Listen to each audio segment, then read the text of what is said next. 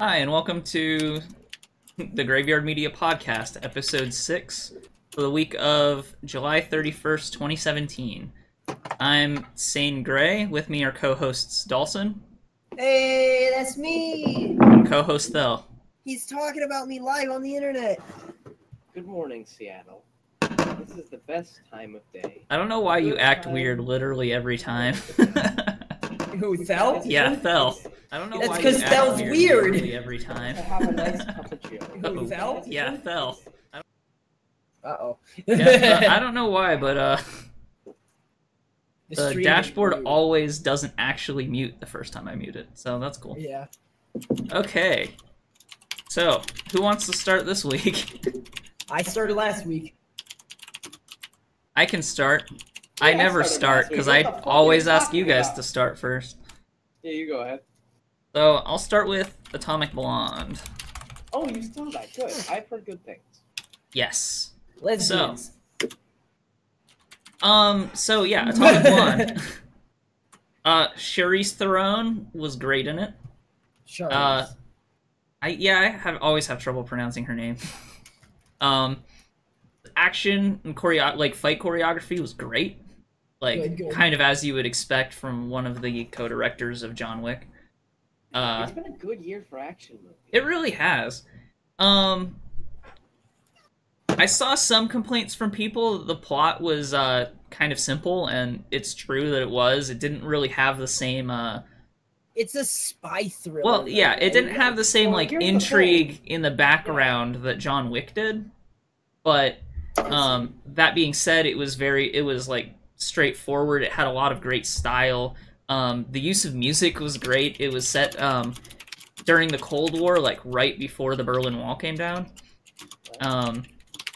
It was like double agents and triple agents and people working for themselves. It was really fun. I liked it a lot. Yeah.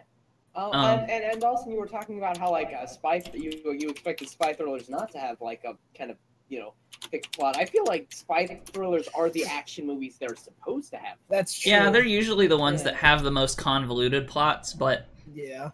I mean convoluted in a good way, I guess. So like there were a couple of surprises, but nothing like major. It kind of played with your expectations a little bit, which is good. But I mean overall, it was pretty straightforward. That being said, like I thought the fight choreography was good enough that like I would probably see it like matinee or full price. Like it was really good. Like big theater fun Right. time at the movies. Right. A lot of people talk about like the Transformers movie. It's just dumb fun, Just turn off your brain. There are fucking movies which you can turn off your brain that are actually good. Guys, Right. don't even defend them. I mean, I kind of understand that mentality like early on in the Transformers movies, but when it got to like sequel 6, it was like, okay. Now you're just milking it. Yeah, like I think we're done. So yeah, I recommend it. It's really good. I did not see the Emoji Movie.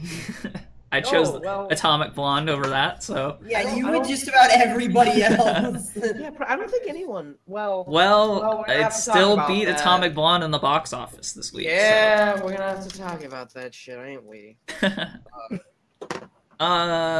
So I think the next thing I want to talk about is Overwatch, actually. Okay. Oh yeah. I got to try out Doomfist this week. Oh yeah. So Are you I putting was a cracker in your coffee. Okay, moving on. That to be terrible. That was actually pretty good. I'm gonna keep doing that. Fuck. I think lots of things taste good dipped in coffee, and I don't even like coffee. Yeah, most things do. So, yeah, Doomfist. I kind of went into this sort of going, well, I'm not really that excited for this character. I tend not to be. People were kind of describing him like being similar to fighting games and stuff, and I was like, eh. I mean, that doesn't really appeal to me at the surface level, but I ended up trying him, and I actually really like him. Yeah. He's a lot of fun to play, and I mean, from my early experiences with him, I feel like I'm decent at him. So, like, I think he's really good at getting in and taking care of healers because his charge attack will one-hit most characters, or push them into the wall, and the wall will kill him. Yeah, it's So- the wall, because it doubles the damage if you hit them into a wall. So Right. It's the wall half that kills him. It's the same as Reinhardt, really, except his charge is like 40 times faster. Right. Well, I don't know. Reinhardt has other problems going on when he charges, but Yeah. at least the benefit is you can kind of charge it up as you're sort of Yeah. moving a little bit. It was frustrating me the other day because wasn't seeing people do this on the beta realm, but people were like, they would like run away from you around a corner and then start charging their fist. And then when you chase them around the corner, they would just punch you and you would die instantly. Yeah. And like, that's really easy to play around because you just wait for him to stop charging and then it goes on cooldown. But still, it was Yeah, annoying you just- 'cause it I didn't means- think about it. Yeah, it means that there's like some counterplay to learn about. I think the nice thing about Doomfist having that interaction with the walls, though, is it's kind of the answer to healers hiding around corners and like in little crevices. It means that they're at a disadvantage when the Doomfist around and they're doing that. So I think it adds a lot to the game, more than I thought.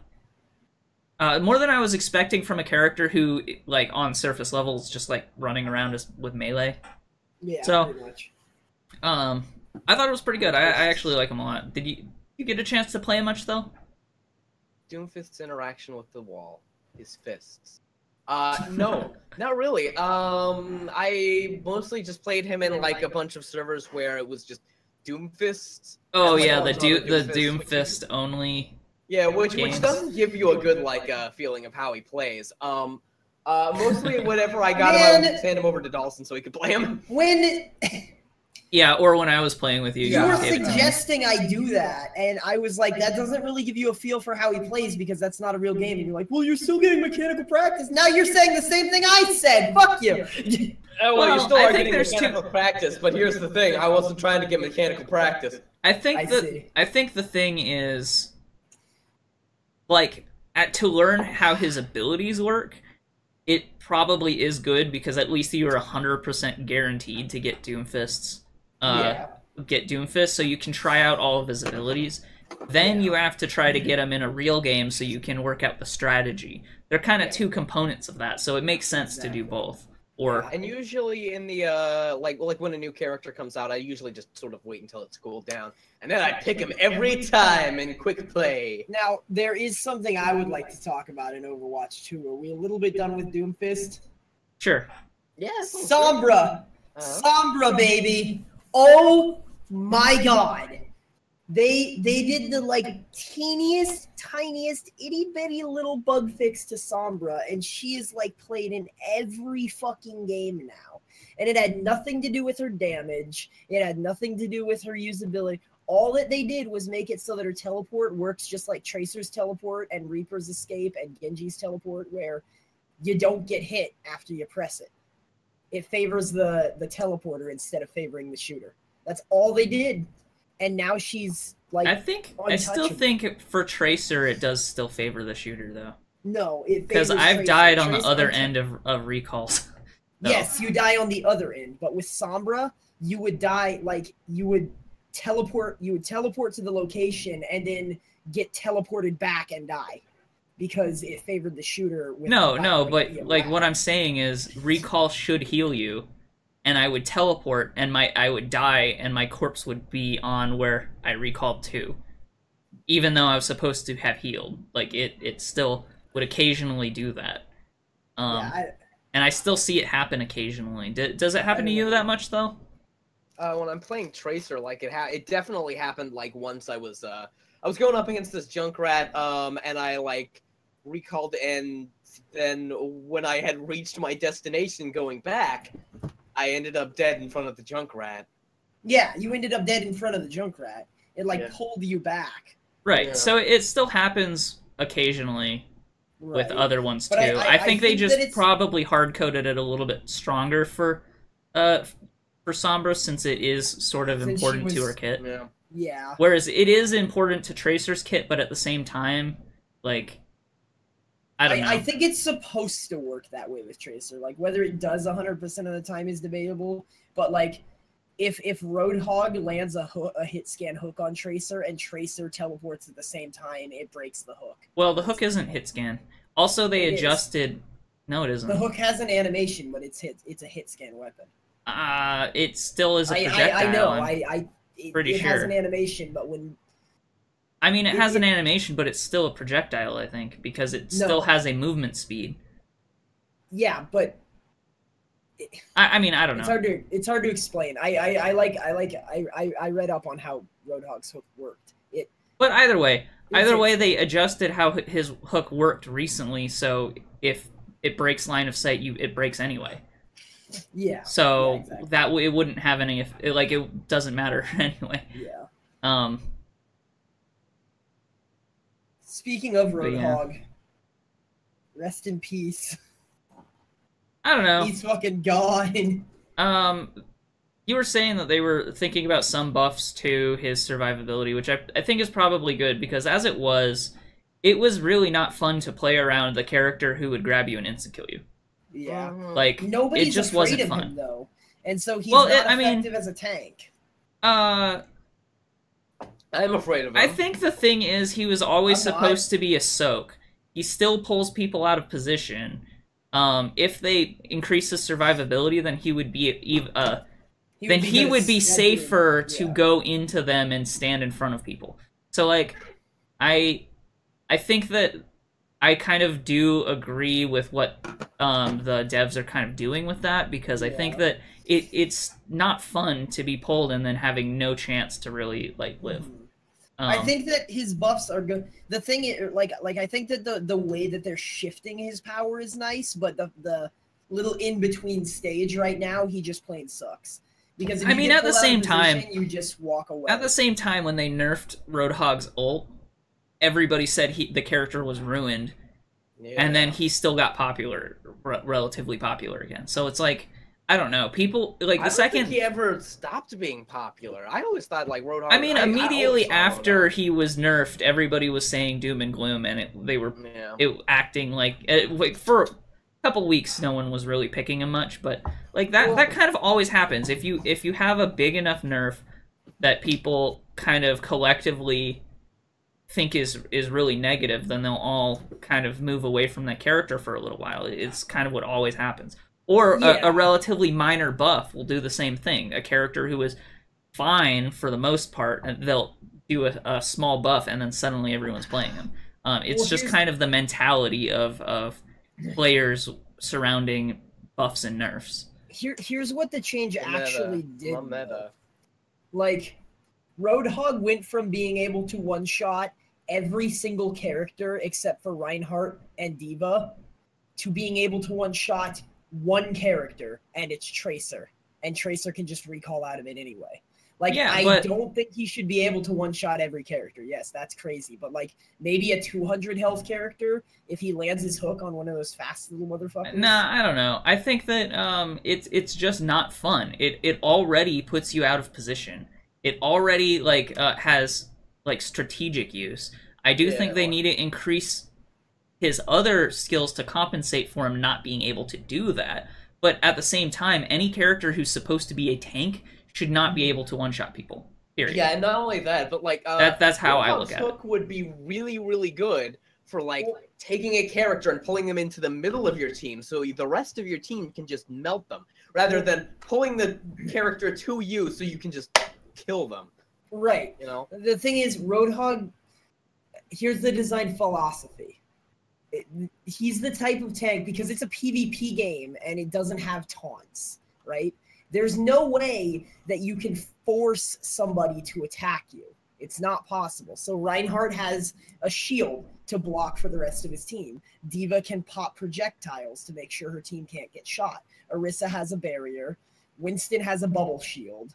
Zarya has an ability that expects people to shoot you. Zarya can put a shield on her allies to shield them from damage. Roadhog has none of that. He has no way to protect his team. So, well, except for he's gigantic and can walk in front of people. Yes, and I don't know, like people, but that blocks their team. That blocks their vision. Like what I'm saying is like he's so threatening that people want to shoot at him. Because but I don't think that. I mean, whether or not that was his design philosophy in the beginning, I don't think it's fun to get instant gibbed in a game where like living and being alive so you can do things is so important. A character that one-shots you is just so significant that it makes it not fun, especially when you can hook them. If you rather, okay, do you know what this kind of does is it makes it so that Roadhog can't run around on his own and one-shot people. It means that he has to drag them towards someone else so multiple people can kill that person. So like, yes, I think that he should be buffed in other areas to compensate for it, but I think that removing or spreading out his damage and making his damage slower, not so front-loaded, makes him more fun to people, or for people to play against him. Right. I do think that they do need to do something for him, because he is weak, obviously. But Doomfist can also one-shot people. So can Reinhardt. He doesn't. But they're offense heroes. They're squishy. Well, not Reinhardt is. Well, not Reinhardt, but Reinhardt's thing is avoidable. Yeah. And his other thing is an ultimate, so it should be that powerful. Like on a 12-second cooldown or whatever it is. Like, I don't know. Assuming you hit, which it's not that hard to hit Roadhog's hook. Assuming you hit, you should not be expected to one-shot people. Yeah. At least in my opinion. I feel like you should, like, if you get, okay, right now, even if you headshot with every single Roadhog bullet on a 200 health character, they're still left with, like, 12 health. But I feel like if you headshot every single bullet, like, that should be enough to kill somebody. Like, maybe don't make it 100%. I don't think that sense matters in this situation. I think what matters more is what's more fun to play and play against. And I don't think it's fun to get one shot by any one combo. I guess. It's the same thing in fighting games as infinite combos to death, right? Yeah, right. It's not fun. Here's a thought. Reinhardt, his charge. I'm pretty sure his charge can one-shot a lot of people, but it's really, really hard to hit. Whereas Roadhog's hook isn't that hard. I feel like that's my biggest problem with it. Yeah. It's a little bit too easy. If they made it a little bit harder, I'd be fine with it. And Roadhog's ability is more dependent on the environment. Reinhardt has to hit someone into a wall to kill them. Yeah. If you don't hit a wall, it basically doesn't do damage. Yeah. Other than the like stun, quote unquote, that you get from being charged. Even then, it's not really that much of a stun. It's just you not. I mean, it's a stun. And Reinhardt not being able to do anything. Yeah, but other people can shoot at you. So like, there's plenty of situations where you die long before you hit a wall because you are essentially stunned. Right, exactly. Well, I think we can all agree that the real enemy here are people who follow the meta to the letter. Just in general, I mean. I mean, that's every game. Well, yeah, every game has a meta, and well, every game that does have a meta. I mean, I'm gonna play Pharah, she's in the meta or not. I'm gonna fucking shred motherfuckers at her. Oh, dude, every game has a meta. My buddy already doesn't have a meta. My buddy already I don't know whether he won or lost, but basically he played in a Destiny tournament, and the meta in Destiny is to use a shotgun in your main hand and a pistol in your offhand, and you mostly use the pistol because it's the most consistent damage that you can do. And then the shotgun is for when somebody tries to rush you with their knife, you can take them down really fast. Well, he uses sniper rifles, but sniper rifles are not the meta, so he practiced for 2 weeks straight using a shotgun and a pistol, and then they lost the tournament because that's not what he normally uses. I think they lost. I mean, like, I think that being good at something is better than following the meta when you're really good at something. I think that it depends. I think it depends. because there are situations where playing in the meta will win you games, right? Yeah, bad game balance. That is kind of the purpose of, or the reason the meta exists, because it is sort of a collection of ideas that is most consistently wins. But there is situations where playing outside of the meta in order to like counter aspects of the meta or something that you're more skilled at, maybe, but you have to kind of take into account what you're doing and how you play affects the other people on your team too. Well, I don't know, like I think it's not as simple as saying like you should ignore the meta, which I'm not saying that's what you're saying, but like I think it's too simple to say you should ignore it. What you should do is play around it, right? If you're not playing the meta, you are doing something to try to counter aspects of the meta, right? Like, you need to have the meta kind of in mind in order to, you know, have a strategy towards dealing with it, because you know it's going to be there. Oh yeah. No, and that's what I'm saying. The meta, I feel like, is something that can be very fluid and can be changed and worked with other characters and stuff. Problem is, and the problem that I have with it is the people who hold to the meta. It's not necessarily the idea of the meta or the characters themselves. It's just other people. Well, it's the people who don't understand when to break the rules, right? Because a meta is like a set of rules, but you need to understand the rules to the extent that you can know when you need to break the rules. Because occasionally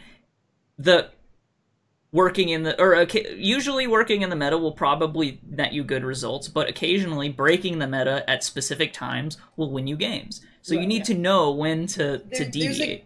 There's a big difference between like the meta of a game and then a meta of like there are good metas and bad metas. Like for example, in Overwatch, if you have a meta of at least one tank, at least one healer, and at least one offense hero, that I would consider a good meta. If the meta is pick the butcher to win the game, that is a bad meta. Characters being any character that is being picked in every game or like 80% of games is too strong. The problem is because that's part of Blizzard's strategy with dealing with Overwatch is the reason why they're buffing and nerfing people has less to do with how strong they think they are and more to do with how often people are playing the characters. So whether or not they thought Symmetra was good or good or bad or strong or weak, her playtime was really low. So they made changes to increase her playtime, which kind of meant fixing her on offense, because while she was really strong on defense and basically was meta at high levels on defense, she was never picked because she was so ineffective on attack. So that's kind of Blizzard's strategy for like a lot of their game balance. Like in World of Warcraft, basically every month or so, they'll push a patch and a different class will be best DPS. Well, yeah, that's what I'm saying. That is Blizzard's strategy. Now it's this character's turn to be the best character in the game. It's no longer. I think that's. I mean, I would say that it's easier to shift things around in something like Overwatch than something like Heroes of the Storm. Because Heroes of the Storm has so many more moving parts, and from our perspective, you know, we see a lot of the Butcher and we see a lot of Varian and stuff, but maybe overall they're not being played that much relative to other characters. It just seems like it to us because they seem so influential. So maybe Butcher is strong right now, but they're ignoring him because right now they'd rather deal with other people who aren't being picked. So they're focusing on buffing other people rather than nerfing strong people like that, or moving. So I don't know. balance is difficult, so we kind of need to give them some room to breathe, but at the same time, it's like... Yeah. And I don't think there are good or bad metas. Like, I think that characters being picked is a balance problem, not a meta problem. Yeah. And good or bad metas, that like that's not really a thing. It's kind of like, is this a meta that you enjoy playing? Is really like I don't know. what it comes I down think to. that there are definitely bad metas. Like back in whenever long ago in League of Legends, the meta was to pick all 5 of you, pick a tanky-ish character, and then build Abba's Impaler, War Mobs. But again, that was a meta. But the reason for that meta was not. That still goes back to a balance issue, though. It was because it's a balance issue, yes.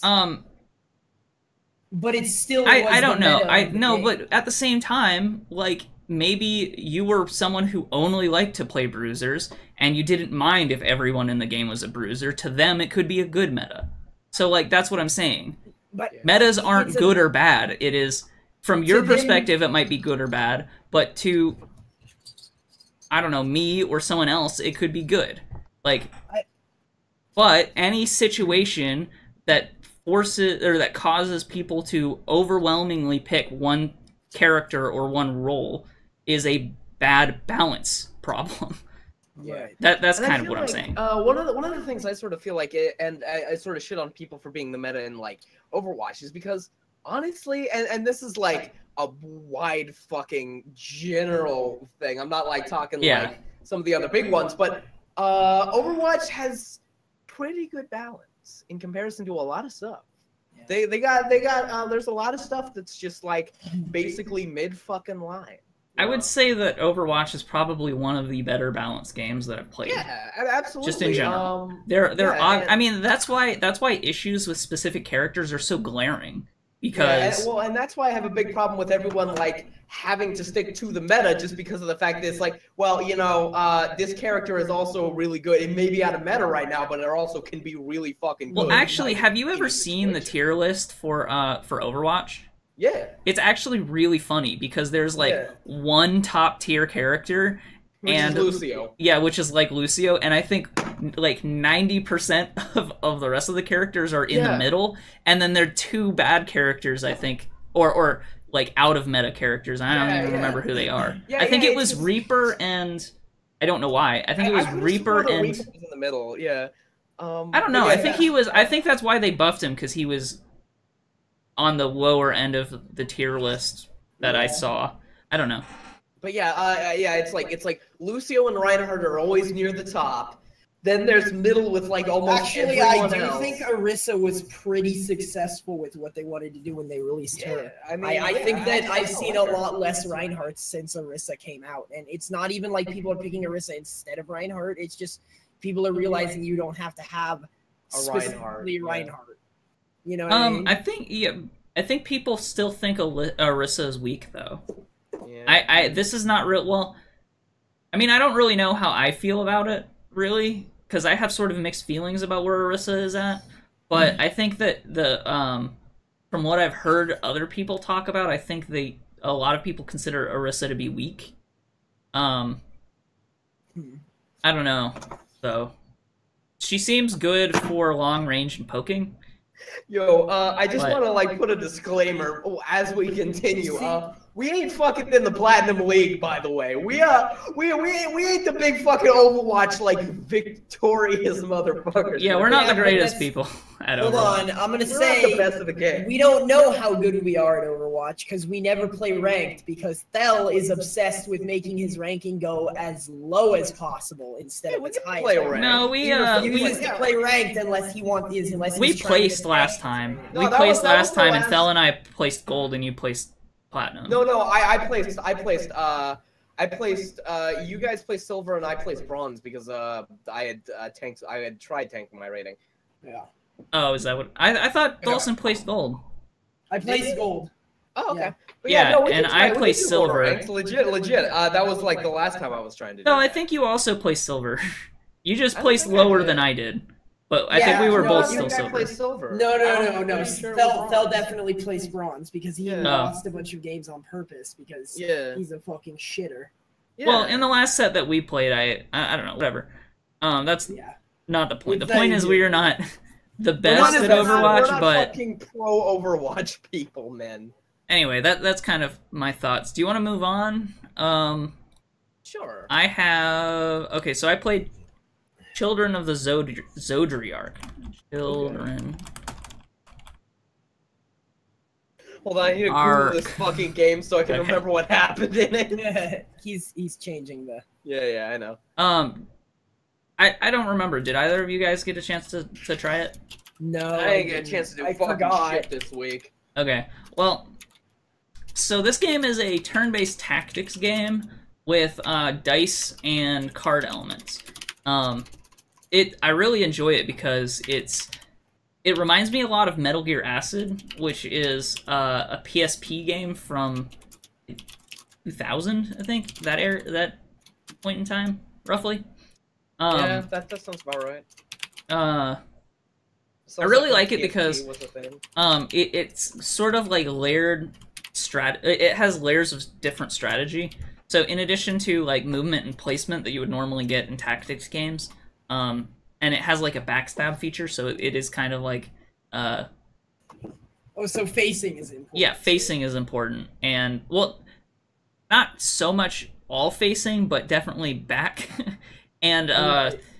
different cards have different like zones of influence that Okay. like sometimes you could not be lined up correctly based Do on, you on get your to- position.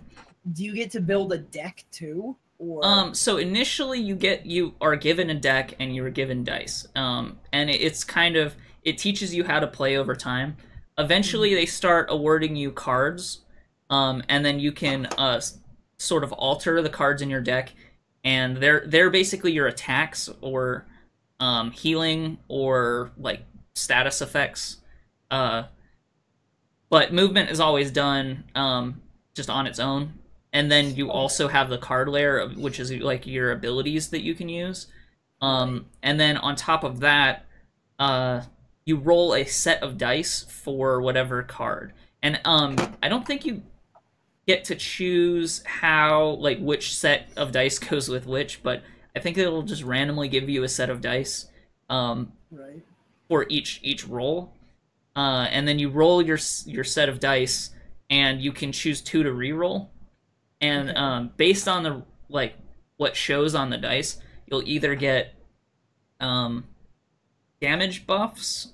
So like it kind of rather than being like in a lot of strategy RPGs, you have like an attack range, and it'll be like say 4 to 6, right? Okay. And then when you attack someone, it could land anywhere between 4 and 6. In this game, you do the dice roll.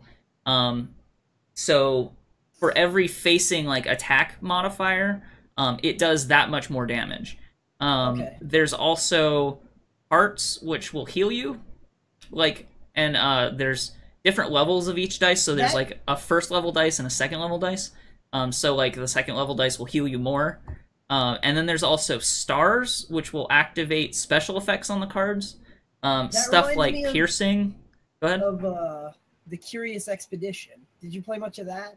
I played played it a on little your bit of it, generation. but it was a while ago, so I don't really remember. Yeah, the way that the combat worked, like the combat wasn't the main focus of the game, but the way the combat worked was you would roll dice and they would either come up blank, depending on the character. Like the dog would have like bleed, like 2 bleed things, 2 healing things, and then 2 blank things. And if you came up with, depending on how many of each thing you rolled, it would create different attacks. So like if you rolled a healing dice and a bleed dice, it would be like gnaw or something, and you would heal yourself for 1 damage. And Well, it still does the same like effect. Like it doesn't change what the actual attack is, but it will change it's the so increments. It's bonuses. Yeah. Well, It's instead of yes and no. Like because it basically it replaces all of the randomness with randomness you control. You know what I mean? right. So okay. you roll the dice, and you can choose 2 rerolls, and then like if, for instance, you're using a card that doesn't have a special effect, you might want to reroll the star because there's no reason to use the star, right? There's also a extra action die that you can use, and then so yeah, you reroll and then you get to choose. So like if you need to like kill this guy before he kills you or something, you can reroll everything to get as much damage as possible. But if it doesn't matter as much, you can like throw a healing die in there to kind of top yourself up. Or you could work really hard to get another action so you can keep going. That sort of thing. And then in the deck building strategy layer, you can pull cards you don't really like or you don't really use and put other ones in depending on like what you have. Right. And each level you get random cards, I think, and then each level up, sometimes some of your older cards upgrade themselves. So like yeah, the stars have like some are like piercing effects, some have like extra actions, that sort of thing. And then there's a dice strategy layer, which chooses like you have like multiple sets of dice that are like from the pool that will be selected, and then you'll roll all of them. And some dice or some cards actually add dice to that too. But for your dice set, you get like 6 dice, and you can choose like I want this one to have all of the attack ones in it. You can't move. Wait, hold on. Yeah, okay, so there's like dice sets, and you can choose which dice set you want. And then there's also like a crafting dice system, which you have to build new dice sets out of old dice sets. You can't move individual like dice options. You can replace one, but it requires you to craft it with other dice sets that you aren't using. Right. And there are some dice that are like have negative effects, like this one hurts you if you roll it, and this one you'll lose your turn if you roll it. And then of course you can probably re-roll those, but sometimes you don't. Sometimes. So does it work like poker, like Texas Hold'em rerolls? No. Where you like get rid of certain dice, or you reroll the whole pool of dice at a time? No, you get 2 rerolls. So it is a set of 6. I want to say it might be 5. Like a set of 6 dice, and then you roll them all, and then you choose 2 of them to reroll if you want to. Okay, so or yeah, you can choose one, or you can choose none.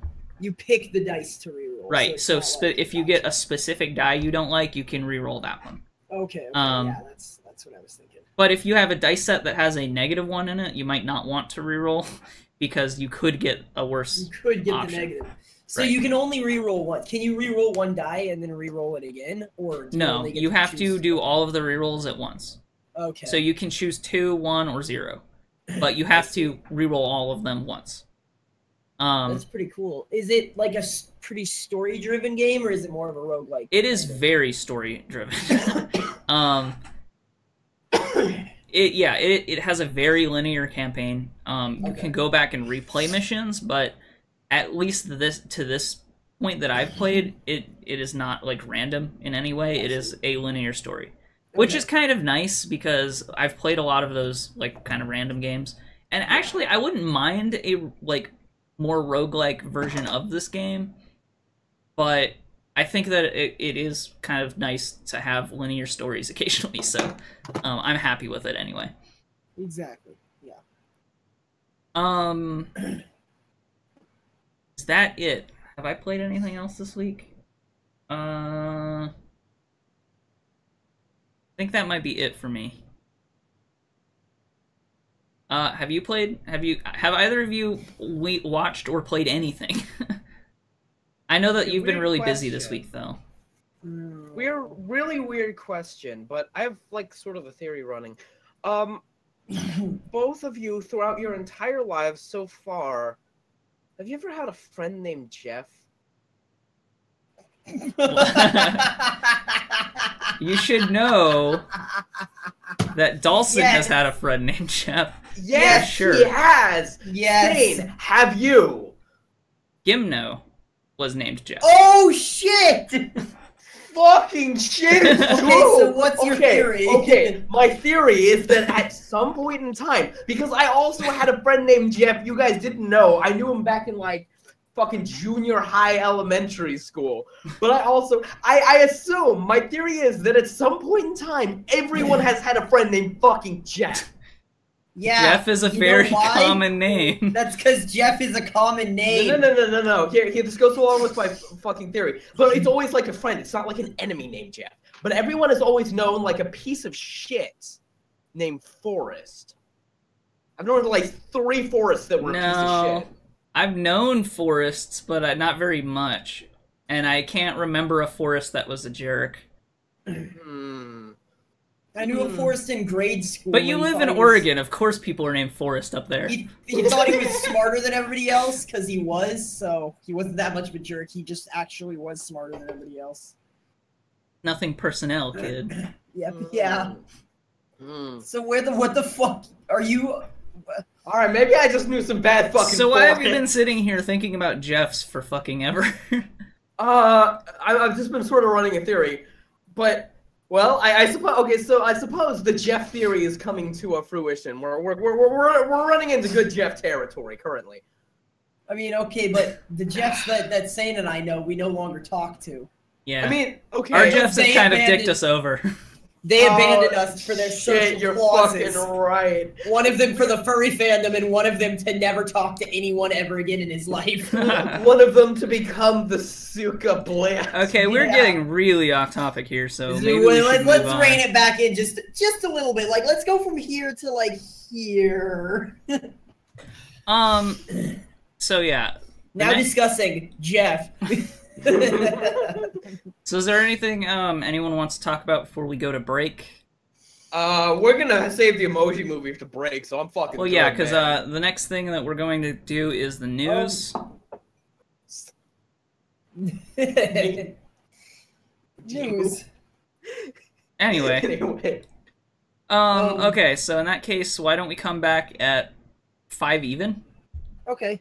Sound good? That's a little bit longer than 15 minutes, but Sure. that'll give us a chance to run into the news, so... And, like, say hi to the news and give it, like, a handshake, and say that we'll talk later. Yeah. Yeah. Okay. So we will catch you in... On the flip side. on the flip side. Okay, welcome back. Hello. Good morning. Alrighty.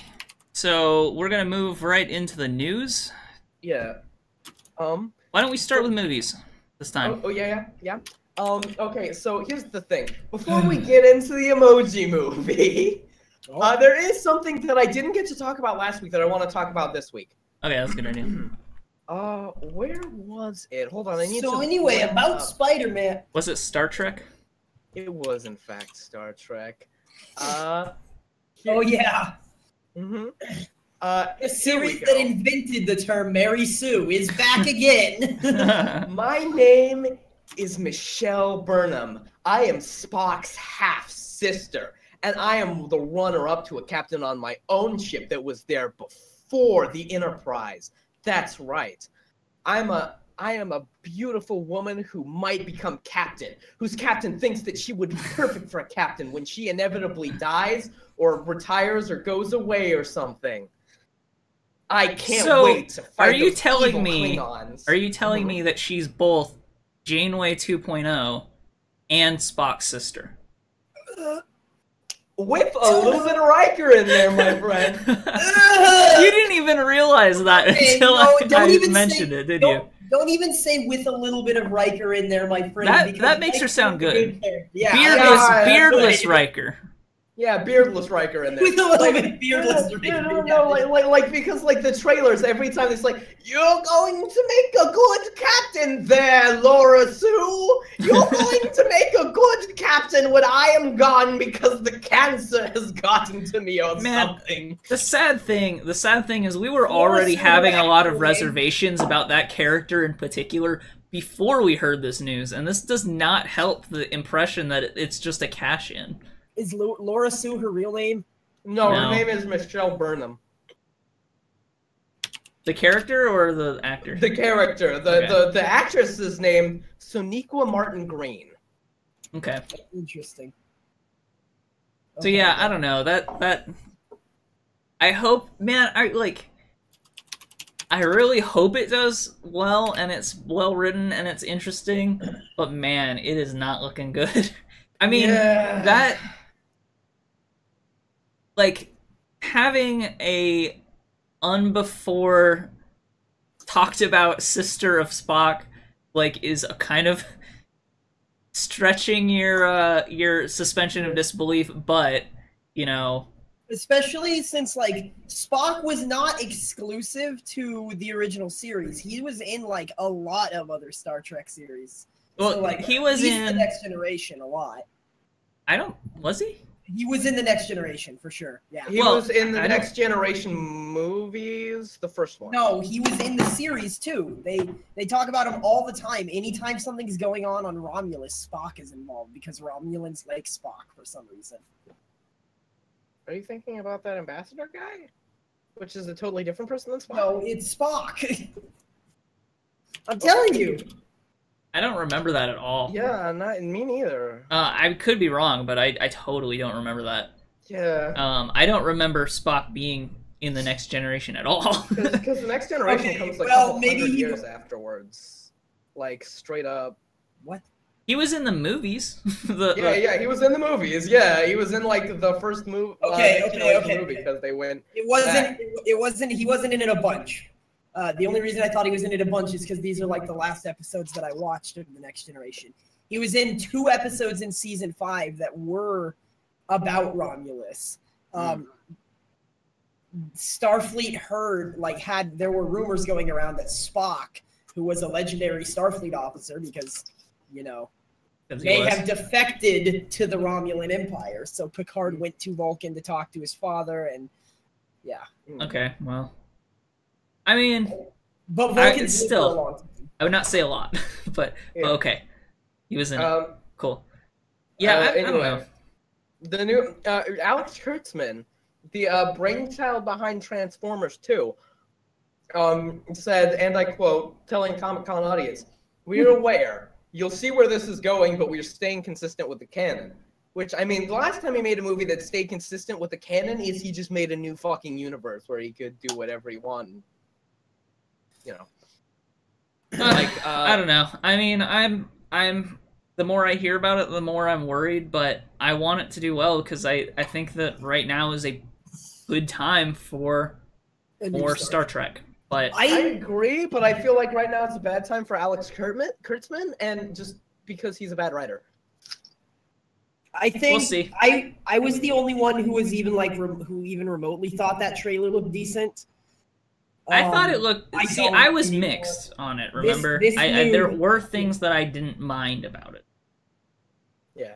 This news has like destroyed it for me. Really. The focus of Star Trek has always been the writing, always. And if you're gonna, at least they wanted it to be. Yeah. And if you're gonna write in a shitty character like that, the rest of the writing doesn't bode well. Well, yeah, and not only I mean, you can. I don't know, like a shitty main character. You can have a long lost silver or sister plot. Like that's not the end of the world. I just hope they do it well. Like it hasn't been done very well very often in the past, but maybe they'll do it well. We'll see. Well, yeah, and the thing is, it doesn't seem to imply that she's a long lost sister. It just seems to imply. Oh yeah, I'm Spock's sister, by the way. Yeah. Well, half sister. It's just like Spock's mother's daughter. Right. Well, one of the things is like the fact that he's saying it's okay, we're gonna stay consistent to the canon, as though that's the fucking problem people are having with this Mary Sue character. Yeah. I think that it's easy. Well, I don't know. Like it would be easy for people to be worried about the canon when stuff like that happens, because that is like a point of failure. Like that is very glaring to a lot of people. So I think people are worried. We'll see how it goes. Yeah. I don't know. Yeah. So, on that note, let's just dive in. So, before we start, I'd like to point out that I am kin with High Five from the Emoji Movie. So, I'd like to use you guys to use the preferred pronouns. There's still, him and he and his, but it's just I just wanted to mention that. I wanted you guys to be aware of this fact that I've sort of. Don't make fun of people, Phil. Much. The emoji. This is shit that people are saying, my man. I'm just parroting. Anyway, the Emoji Movie is a movie that came out, and that this way, the best quote that I have heard about it, the best review of it was out of the 5 stars that they could have gotten from Rolling Stone. They do the 1 through 5 stars on that. They got a poop emoji. So, yeah, that's a good summary. Yeah. Good sign. Good sign. Yeah. So the Emoji Movie got a Rotten Tomatoes score of 7. Yeah. It was 8 when I wrote it here earlier, but we happened to check on the break, and it went down while we were talking. So yeah. It had a Rotten for a while, for like a day. It had a Rotten Tomatoes score of 0, but then 3 fucking assholes were like, "Oh, movie's okay." I read the reviews, and one of them sounded like a bad review that they decided was fresh. You know what I mean? Yeah. Well, it was like a review that was like, "Oh, it's okay. Kids will like it." Kids are dumb. They'll be kids fine. Kids are fucking retarded. No, it was like kids are the worst things ever. Kids are dumb. They'll tolerate it, but it was only a meh. Yeah, like I just bring your kids to it. Mommy, this movie sucks. Now, good work, Billy. You're learning. It is a learning experience movie. Mm-hmm. Learn about Candy Crush. Yeah, one of the product placement so strong that it was in the trailer. Yeah. I remember. Oh God. I remember. Okay, so the one thing that I actually read about other than the fact that it just sucked and nobody liked it. Yeah, go on. The one thing that I read about like stuff that happened in the movie was that before the movie came out, one of the Sony executives was toting this movie has strong feminist values, and at one point during the movie, the main girl character was like. Jailbreak is her name. Jailbreak, yeah. Jailbreak was like, "Oh yeah, so we should do this and that," and then the main male character was like, "Oh, that's a great idea, and while you guys are doing that, I'll do this, and he can do that," and then Jailbreak just out of nowhere goes, men are always taking credit for women's ideas, and it's so reprehensible and blah blah blah blah blah, and she goes off on this rant, and then no character responds to that. No character ever brings it up again in the entire movie. She just says that, and then the scene stops, and they move on. I don't know if that's right, but I don't know enough about the Emoji Movie to dispute it. I mean, yeah.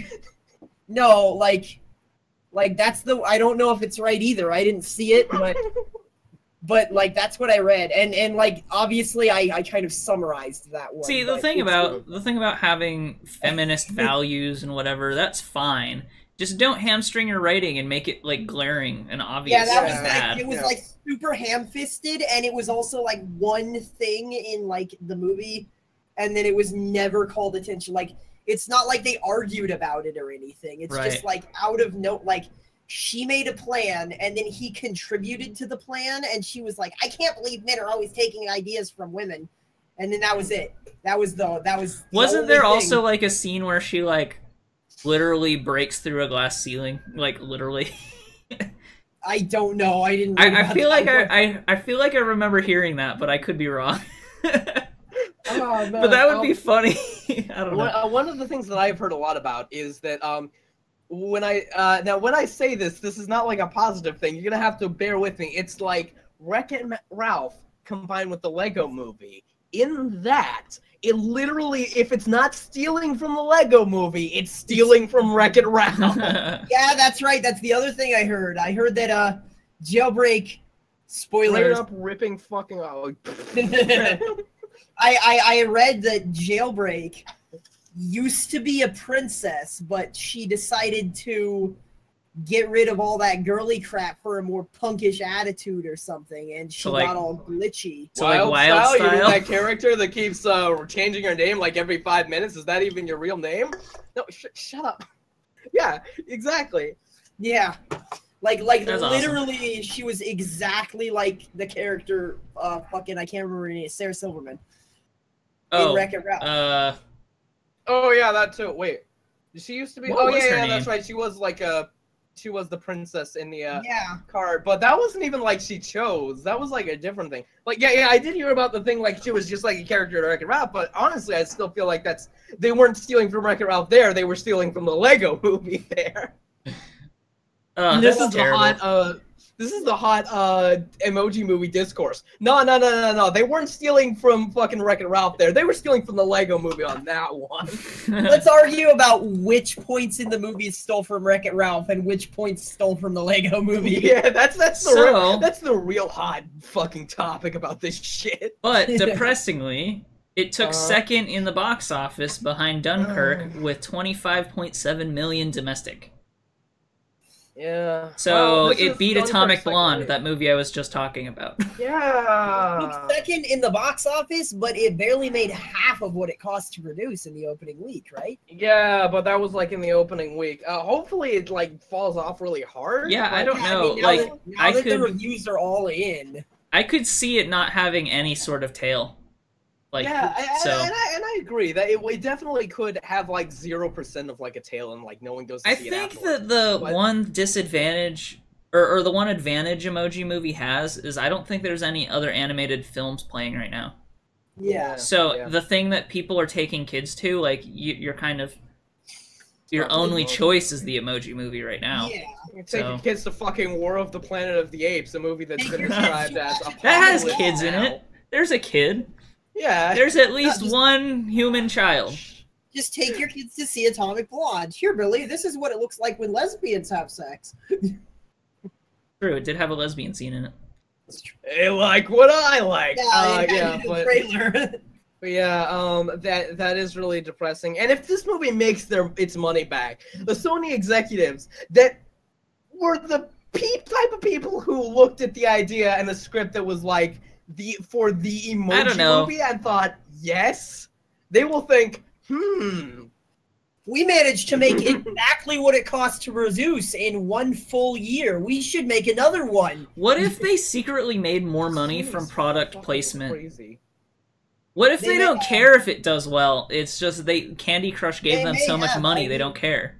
Really, it's seriously, it's already just a cash in on what's popular. So it has product placement of, I think, Dropbox, YouTube, Candy Crush, and like a handful of other apps. So like maybe this was just a scheme for advertisement the whole time and it had nothing to do with making its money back. Is it still That's certainly illegal? possible. Is it still illegal to make like long ass commercials that aren't infomercials or something? Like that was a problem that the Transformers had. Yeah, like the FCC wouldn't allow people to put toy commercials on the air or something if they were like too long. So they made the Transformers cartoon and then just claimed that the Transformers toys were based on the cartoons instead of the other way around. Whereas the original Transformers cartoons were obviously a big Well, I mean, like that's always kind of been cartoons though. Yeah. And actually, like, it's possible that it was that way anyway, because it was Japan who made Transformers. It's kind of like a chicken and the egg thing when it came to Transformers anyway. Like, other stuff is a little bit more, like Batman stuff is a little bit more suspect. Right? Yeah. I don't know. And even then, like, we had probably the best animated Batman show forever in the 90s. Yeah. So, like, I don't know. I don't really know the laws around long commercials. What?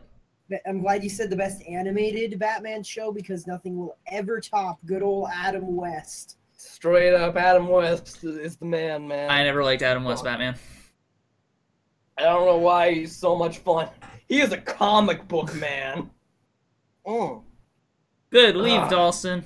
Leave. Where'd it go? Oh no, is he gonna go grab his Adam West? Is he going to go grab Adam West himself? You think there's an Adam West died Batman a few emoji? years ago.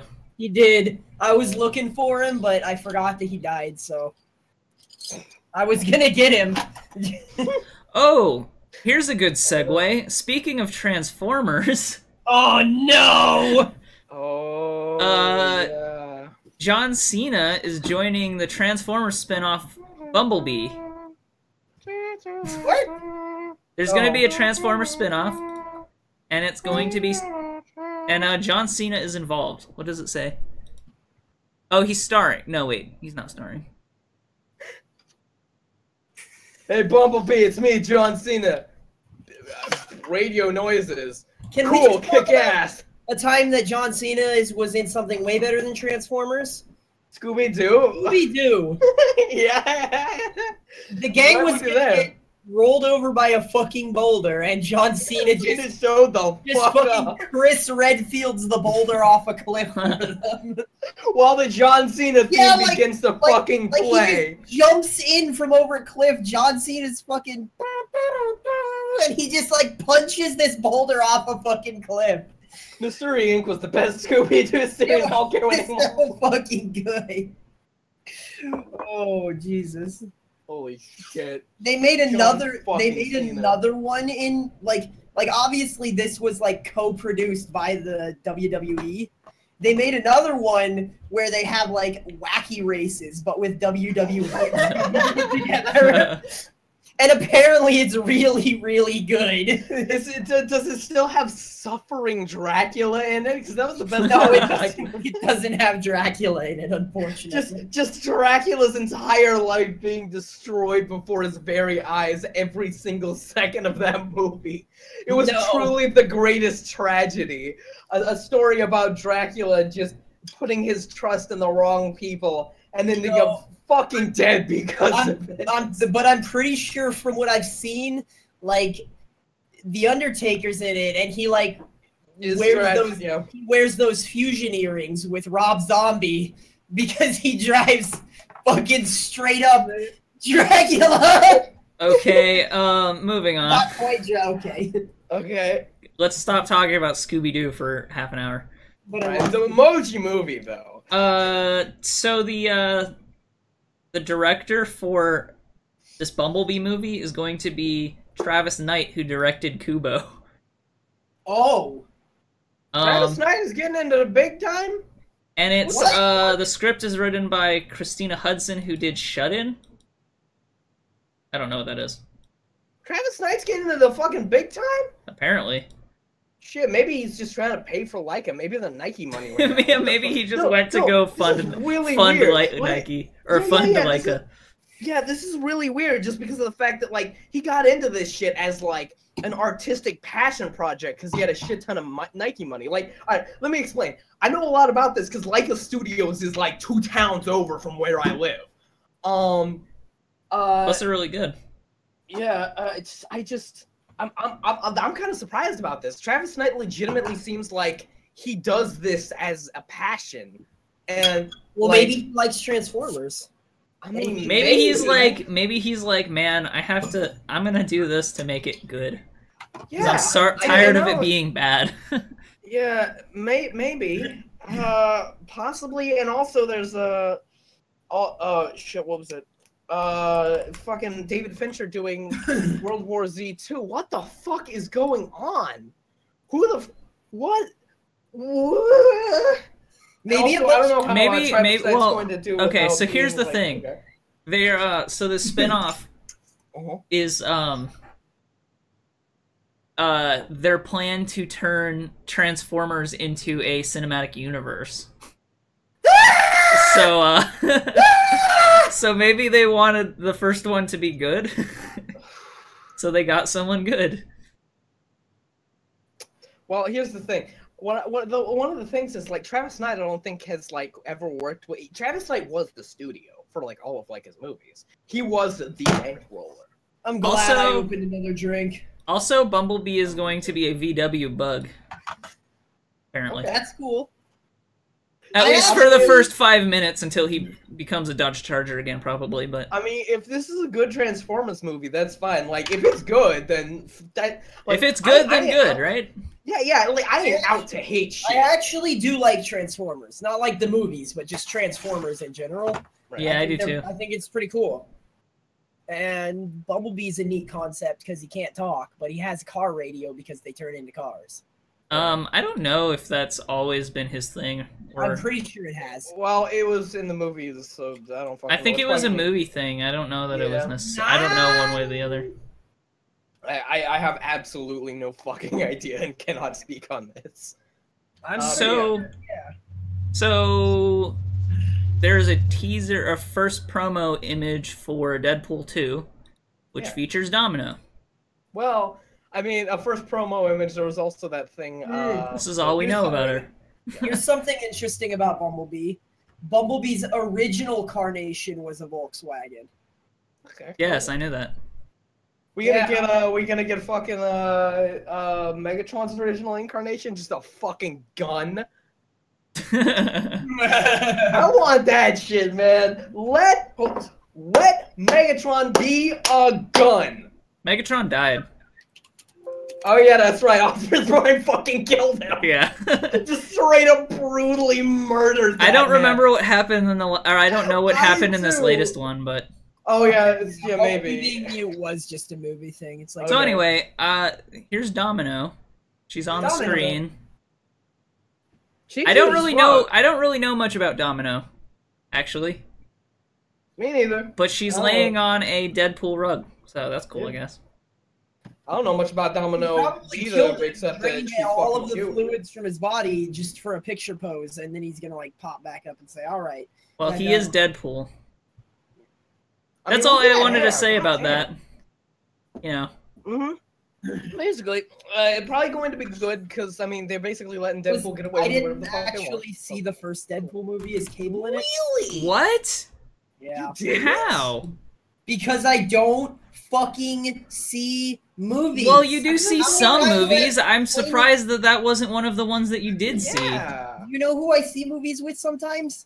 My mom. You also see them with your friends sometimes. Yeah. I don't know. I just thought that that would be one that you would see. I don't know. But you saw Logan.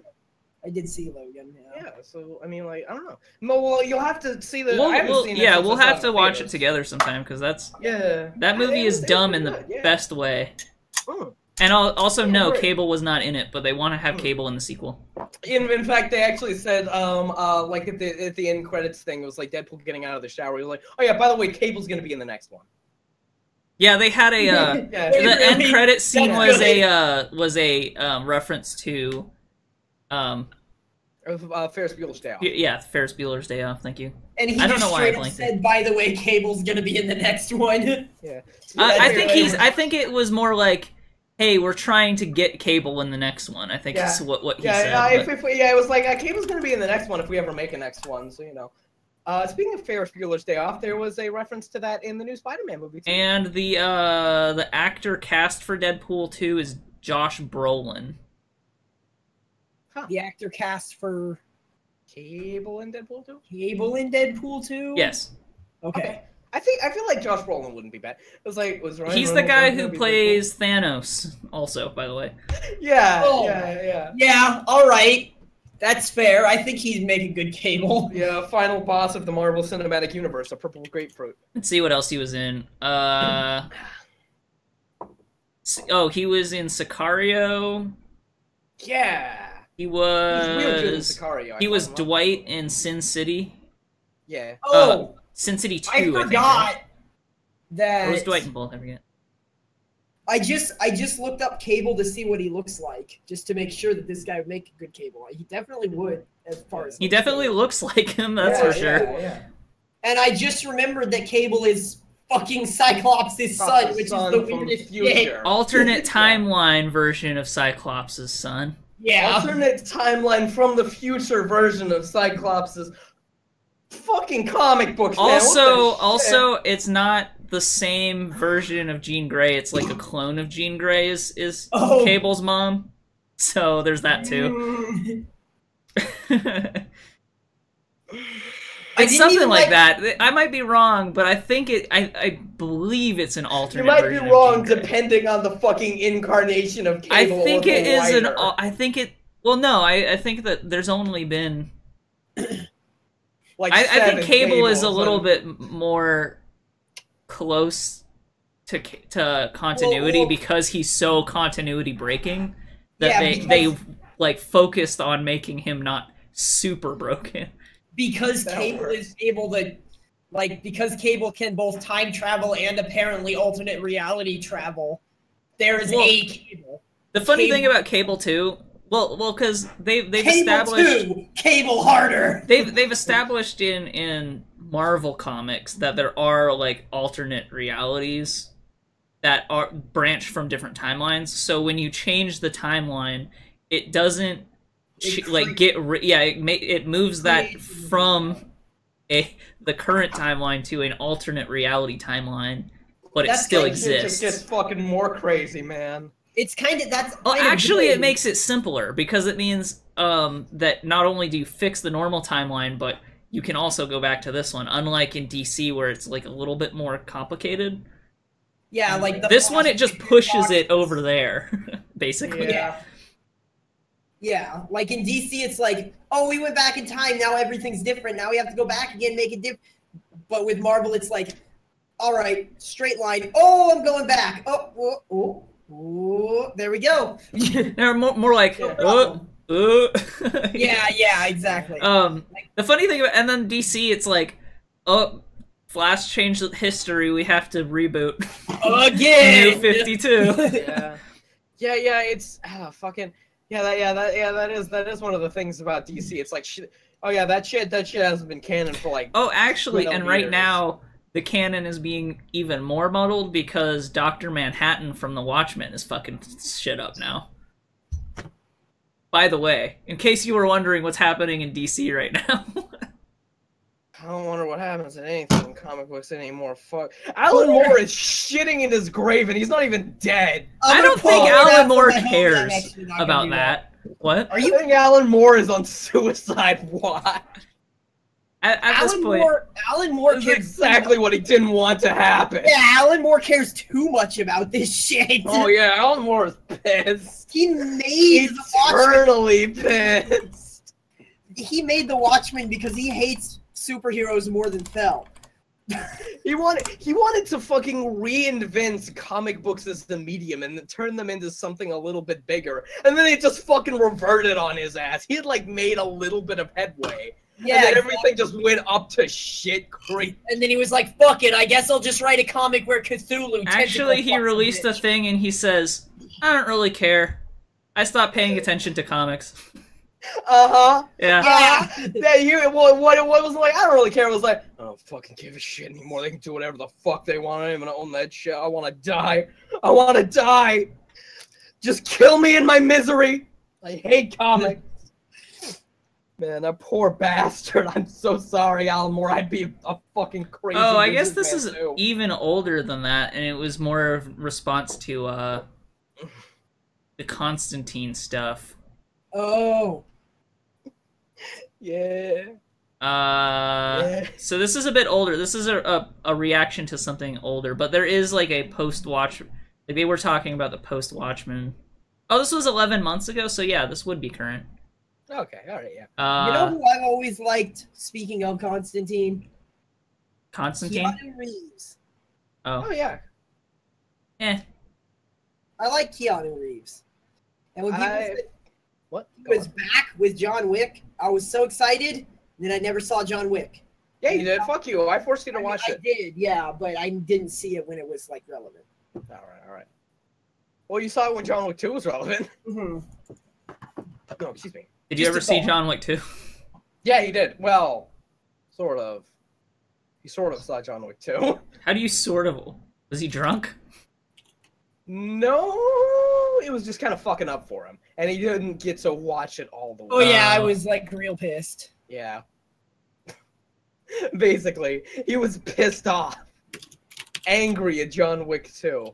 Not because of anything relating to the movie. It was just like the movie like wouldn't play for him like forever, and then he like didn't pay much attention to the movie because he was so pissed off at it.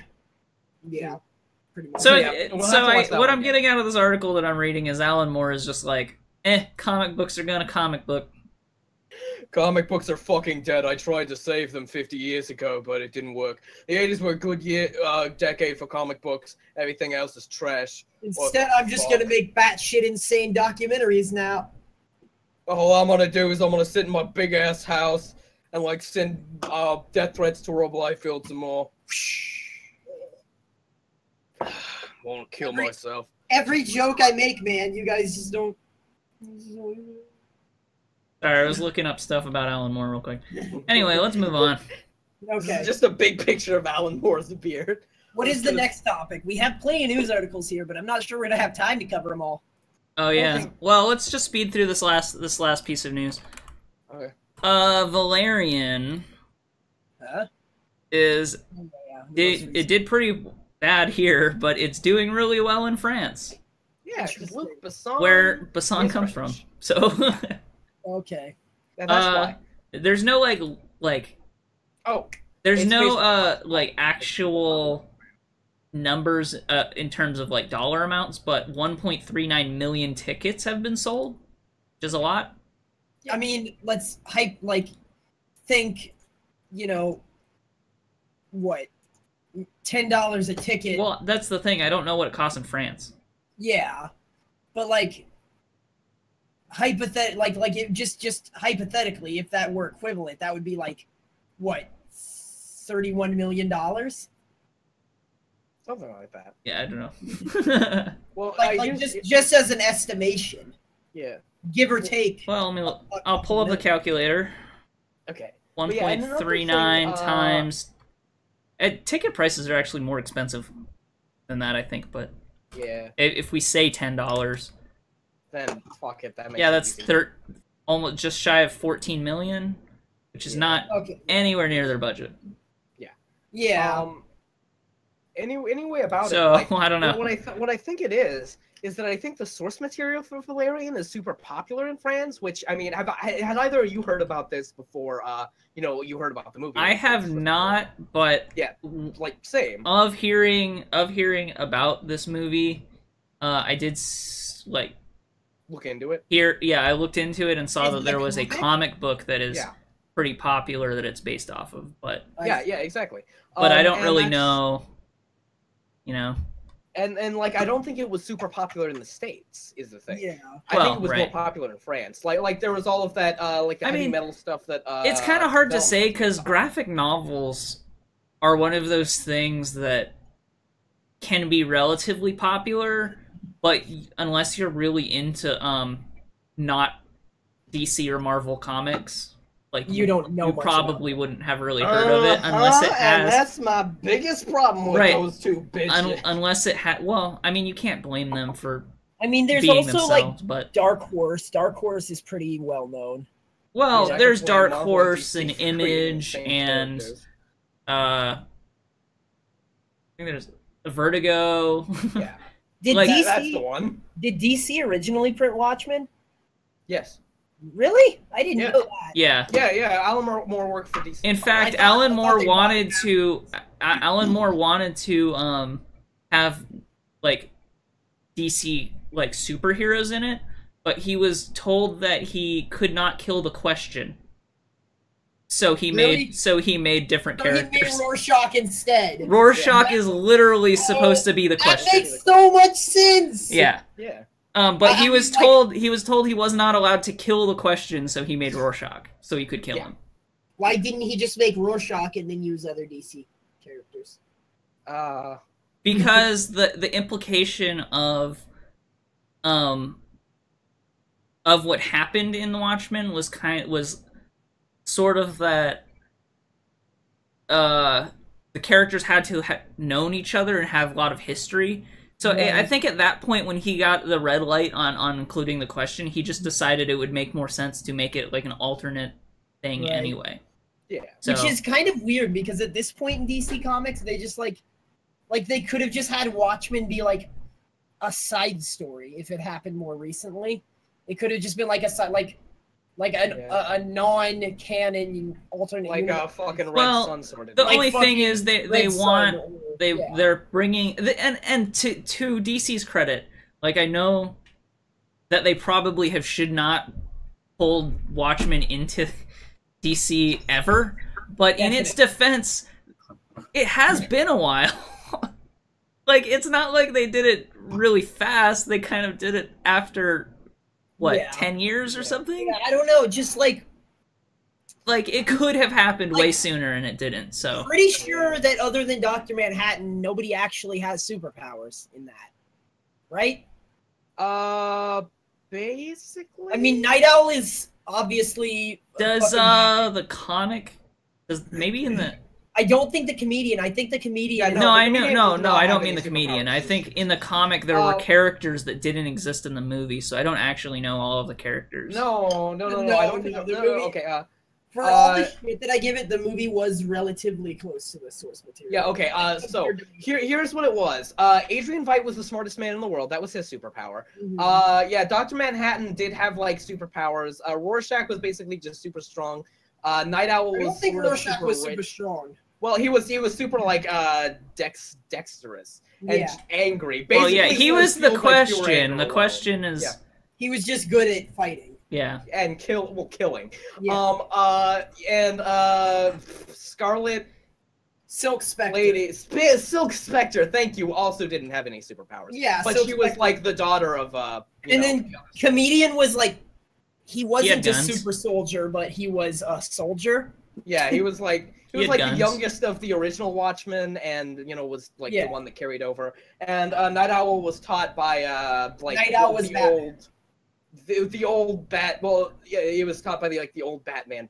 Night Owl was their leader, and he loves to party down. Well, Rorschach's anyway. friends with the animals. So, like, I don't know, other than Dr. Manhattan, who was... Yeah, none of them really did have, like, superpowers. Right. But if you think about it, it's like, this could have easily been Batman, Batwoman, or Batgirl, I guess. Yeah. Batgirl. Because there is a different Batwoman. But, yeah, Batman, Batgirl, Question, whoever Dr. Manhattan would have been. I don't really... Superman. Superman? Yeah. Well, but Superman wouldn't have killed Question. That's true, yeah. So... I mean, I don't know. He might have. I think that... No, I don't think he would have. Like, the, Well, who else is the a morality... See, the thing with Dr. Manhattan was his morality was weird because he was basically a god. Yeah. So... I don't know. He didn't have the same moral compass as someone who likes Maybe, Superman. Well, here's another Batman thing. would be more willing to kill him than Here's the thing. Superman. The way that the story is sort of unfolded was Adrian Veidt basically engineered everything to just piss the fuck out of Dr. Manhattan, just to upset him to no end. Dr. Fate? And that's why that's why he was so prone to just doing fucking crazy shit. I don't think it would have been Dr. Fate either. He's very hands-off in the DC universe. Yeah. And again, Like, you I have couldn't to remember imagine. that this is Alan Moore writing it, and he was like more focused on like not necessarily like I feel like Alan Moore would make Superman kill the Question. I don't know. Yeah, I feel like, well, because the Superman in question that we would be talking about would be Superman bathing in the solar core of the sun. Yeah. I don't see it. I think that maybe it wasn't 100% characters that were from the DC universe, or maybe it was characters that we're not really thinking about. Because I mean, we know of the Question, but that's not really. He's not a super popular Right. Yeah. How the hell did we get on this? Oh, Alan Moore? How did we get on Alan Moore? Oh, graphic novels. Right. Okay, we need to get back on track because we got 15 minutes, 20 minutes. We can go a little. Oh yeah, actually, not counting our break, yeah, about half an hour maybe. So let's go into some gaming news. Okay. What happened in games? Let's start with the Sega flashback. How about that? I think we talked about that one last week. I think that no, we did not. We didn't. No, this. We were going to, but never did. No, this is Yeah, we never talked about this. This was last Friday that I posted this. Yeah. So that we couldn't have. Sega announced the Sega Flashback, which has a bunch of games on it. Okay. We will talk about some of the games, but then well, we'll get to it. So there's a big PDF with a bunch of games. It has 85 games. Some notable ones are Sonic and Knuckles, Sonic the Hedgehog 2, Knuckles. Triple Trouble, Spinball, basically like most of the Sonic games. Naturally, it's naturally. Yeah. Was Gunstar Heroes on it? No, that was the one we specifically were looking for, and Gunstar Heroes is not on it, which sucks because I really like Gunstar Heroes. Same. I think we can all agree Gunstar Heroes fucking good. It is probably one of the best Sega games ever made. It is my favorite game on the Genesis. But they have Golden Axe 1, 2, and 3, Altered Beast, Comic Zone. Ooh, Comic Zone is really good. Comic Zone. Oh, they have Mortal Kombat 2 and 3. The Genesis ports of that, which I mean, like, okay. I think no, it was the. I could have sworn it was the NES version that was kind of trash. I thought it was the Genesis version that was good. It might have been the Genesis version that were like okay, at least close enough to the arcade cabinets. But it's like the arcade. I mean, neither of them were the arcade cabinets, sure, Yeah. But Yeah, that's it's like, because in this at day the and age- time, an arcade cabinet was a giant computer, and basically. Genesis was not. But But I mean, like nowadays, might as well just the arcade cabinet that bitch, or like fucking play one of the majillion ports of it. yeah, I don't know. It's probably not terrible, and also it's not the first one. It's 2 and 3, which I think 2 and 3 were probably better. Yeah. Anyway, Kid Chameleon, Phantasy Star 1, 2, and 3, which are RPGs, not action RPGs. So don't be confused with Phantasy Star Online. They are RPGs. Take place in the same universe. Are they turn-based? Yes. Is that, okay. They are like Final Fantasy, essentially. So they are. I'm not gonna do it because we'll get into it for way too long. Okay. Not even gonna say it. So, yeah. So those are the major things. The thing is, I looked at a early hands-on by IGN, and they said it's garbage. Why? It runs very poorly. The wireless controllers it comes with don't work. It says it's this is just IGN. We haven't obviously had hands-on with it ourselves, but from all accounts, it seems like a cheap kind of cash grab knockoff of what Nintendo has been doing with their NES Classic. So, just like the console itself. I mean, it's a little sad.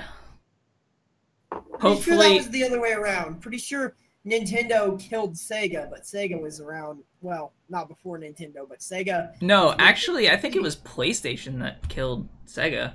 Yeah, you know what? You're right. Because was, the PS2 came out before the Dreamcast, and they saved the entire industry from Sega. Well, yeah. No, they saved the whole industry from Atari. Right. Atari. That was before Sega. Yeah. Okay, so here's what happened with Sega and Nintendo. The Nintendo was fucking it up with the NES, and then Sega decided to come out with the Genesis, which was 32-bit, which was really, really big, and started the fucking bit wars. You have a bunch of colors. And the Genesis came out first, and that was the big reason you'd want to buy a Genesis, is because it was just had more power than the NES did. And then, when Nintendo released the SNES, the Genesis was still stronger than the SNES too. Yeah. Yeah. But the library, because it had more memory. The library of games that the SNES had, however, did kind of. The Genesis had more memory than the SNES in terms of like RAM, so it ran its stuff faster.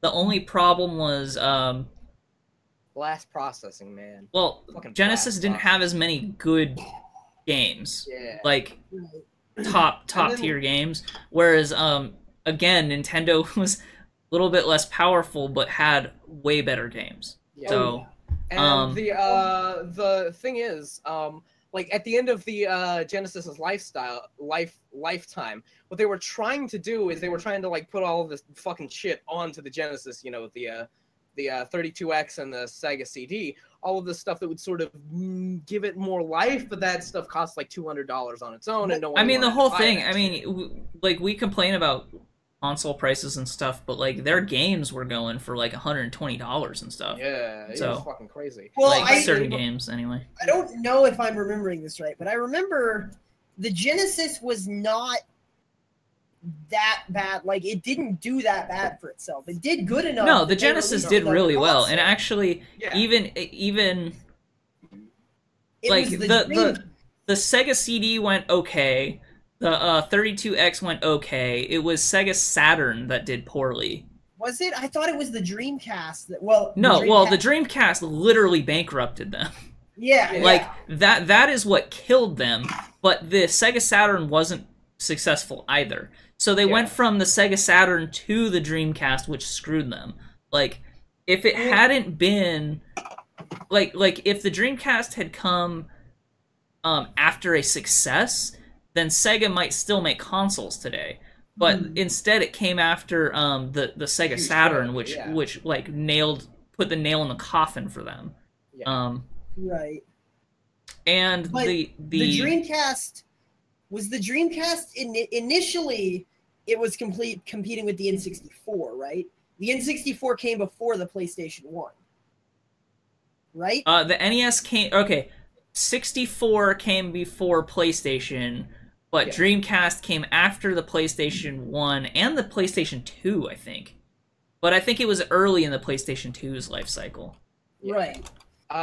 Yeah, it was. I it believe. was I'm the gonna look Saturn. that up Yeah, it real was the quick. Saturn It that was the trying to kill. PlayStation 2 that fucking murdered it. Yeah, Right. Yeah. And that's Wasn't what the we were PlayStation saying. 1. Yeah. But actually it wasn't just the PlayStation 2. The PlayStation 2 was more successful than it. But the Dreamcast they made really poor decisions surrounding the Dreamcast. It was really expensive and they were selling it at a loss on top of it being really Now, expensive. Question. Yeah. Was the Dreamcast the first console that had an online game on it? No, No. maybe. Phantasy Star Online was on the Dreamcast, right? Yeah, but I don't think it was the first one. Because I remember I'm pretty sure the PlayStation 2 had. Oh, like, was the one that- actually, the Dreamcast came out 2 years before the PS2, but I think the PS2 was such a strong success out of the gate that I think it Oh yeah. still, The like, they were PlayStation trying 2 to recover still. Yeah, the PlayStation 2 kind of like. PlayStation was the one that kind of like started the push for online gaming. Yeah, on The console. PlayStation 2? No, it was still the Right? Dreamcast. Was it? Yeah, the I- Dreamcast, because a thought- Dreamcast was the first one to come with a modem Okay. built into the machine. PlayStation, The yeah. PlayStation 2 had a add-on to it like a year after. But the the game PlayStation came 2 out. did have more online games than just Phantasy Star, so Well, but Yeah. that's not fair to say because by the time that they were really ramping into their online games, the Sega Genesis or the Sega Dreamcast was already dead. Like, really, there were only like a handful of games early on that really took advantage of it. I think it was like Resident Evil Outbreak and like Final Fantasy 11. Is that the right number? original Xbox, the Xbox Fat, since you can't call it the Xbox One anymore, did it have built-in online capabilities, or did it? That one also had a built-in modem. Right. Yeah. But that's that like was on also either something- side of the PlayStation 2. The PlayStation 2 was in the middle. It had an add-on and not very many games, really. Yeah. So, So like the Dreamcast like came up with the add-on or not like the built-in modem, but it didn't really take advantage of it. The PlayStation 2 kind of like tried to push for online consoles, and then the Xbox like solidified it. No, I think that say would be that's fair. right? I don't think that would be fair to say either. I think that I wouldn't say that the Nintendo or that the PlayStation was pushing it. They had some, but I don't think they were like really trying to make it a thing. It was Okay. Xbox that was trying to Yeah. make it a thing. Yeah. And 'Cause the they could make money Dreamcast off was of just it. ahead of its time, was the thing. Yeah. Right. And I just looked at the release dates. 96 was the 64, 98 was the Dreamcast, 2000 was the PS2. Okay. Yeah. So that's the timeline. Right. I still think that the 64 existing did not have good effects on the Dreamcast. Well, I think that was more that was more destroying the Saturn.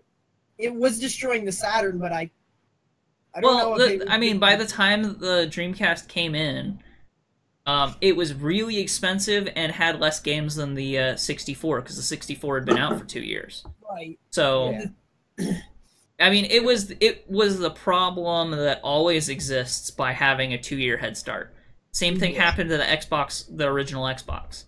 Same thing happened to the PlayStation 3, like it lost to the 360. Like yeah, the same thing happened to the Xbox One because the PlayStation 4 came out first. Like it's like one of the major things that always happens. Like the first one has a built-in install base, and unless you have something really compelling, people aren't willing to buy a second console a lot of the time. Yeah. So And you know, Nintendo's tried to do that, but as well Nintendo is kind of a weird one because they didn't really do that well with the GameCube. They did okay. Yeah. the GameCube was really good. Right, Yeah, but it was we're late. talking It was profit. late and not as strong as the PS2. The PS2 killed everyone. Yeah, Anything that went up against the PS2 had no chance because they had so much third-party support that it was ridiculous. Yeah. They had so many games. Many games. Like, I don't think there was any point in time since or before that have had the sheer number of games that the PS2 did. That's not to say that they were quality necessarily, but they certainly had a lot of them. But yeah. Yeah. So yeah, I don't know. I'm really disappointed that the Sega Genesis flashback kind of sucks. Yeah. Well. Like Nintendo's kind of a little bit outside of the console war circle now. Like it's still in there, but it's like pretty skewed to the edge there because they have basically they have different shit. Dude, even Sony and Xbox are both like, yeah, the Nintendo Switch makes a good secondary console. Like they're not even trying to fight it. They're like, no, buy both of them. Like even they're saying they're both good. Buy both of them. So it's like exactly. Sony and Microsoft are competing with each other with the consoles. Like that's the main problem. Because they're both trying to make powerful consoles. Well, I think that Epic Gaming. I think that Nintendo being in the game helps Sony and Microsoft in general. Like not just from a pure like competition is better point of view, but like from Sony's perspective, they're not competing on the same things, and Nintendo making innovative breakthrough games like a lot of the decisions they made in Breath of the Wild, for instance, will probably ripple through and affect other games that end up on Sony and Microsoft consoles. So really, Nintendo existing is beneficial for the industry as a whole just because they do things so differently than everyone else. But that just like the last 25 years. Well, I mean, forgetting the Wii U and some of the dark aspects of the Wii, like what's the Wii U? Well, the Wii U is flop, and like what is that? I've never heard of it. What? Oh, right, okay. Yeah. I see what you're doing. And yeah, like, as good as the Wii sold, like, games didn't really sell well on the Wii. People always give Xbox and PlayStation shit when they have, like, make, like, for example, the PlayStation 3 and the Xbox 360, when they both came out with Waggle controls, people gave them a bunch of shit, but, like, they're not directly competing with Nintendo. Nintendo came up with it, and then people who already had those consoles get a new way to play. I feel like that was I feel like that was more that they were trying to jump on a trend that had already basically passed by the time they tried to get in on it. So because like everyone wanted to try the Wii and was like, you know, I mean, the Wii was fun, but it was like 90% of it was shovelware. So that like was one of the best-selling consoles. Well, yeah.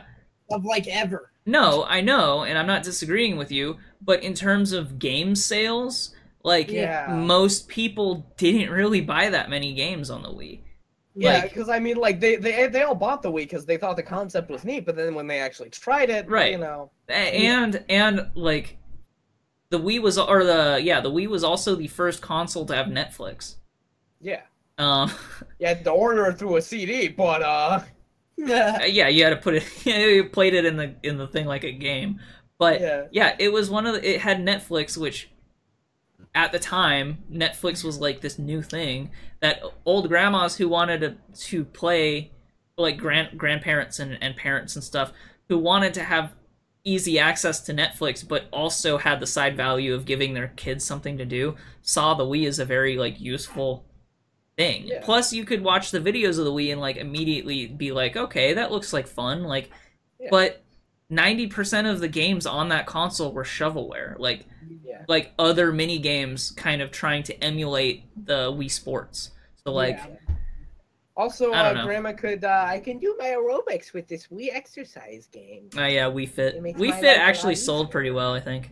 Wii Fit was like probably one of the biggest selling points of it.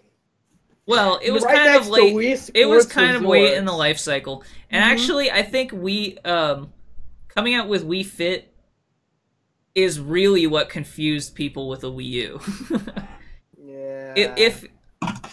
If they had come out with the Wii U, but they hadn't come out with the Wii Fit, then maybe people wouldn't have confused it as much, because since they already had something that was an add-on in the past, people just thought of the Wii U as an add-on that they didn't want. Yeah, people didn't know. Yeah. They didn't understand. They could have just called it something different. Right. Like the Nintendo tablet.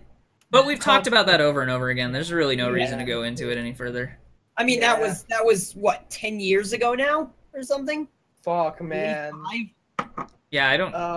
and then it was like 5 from the Wii U, right?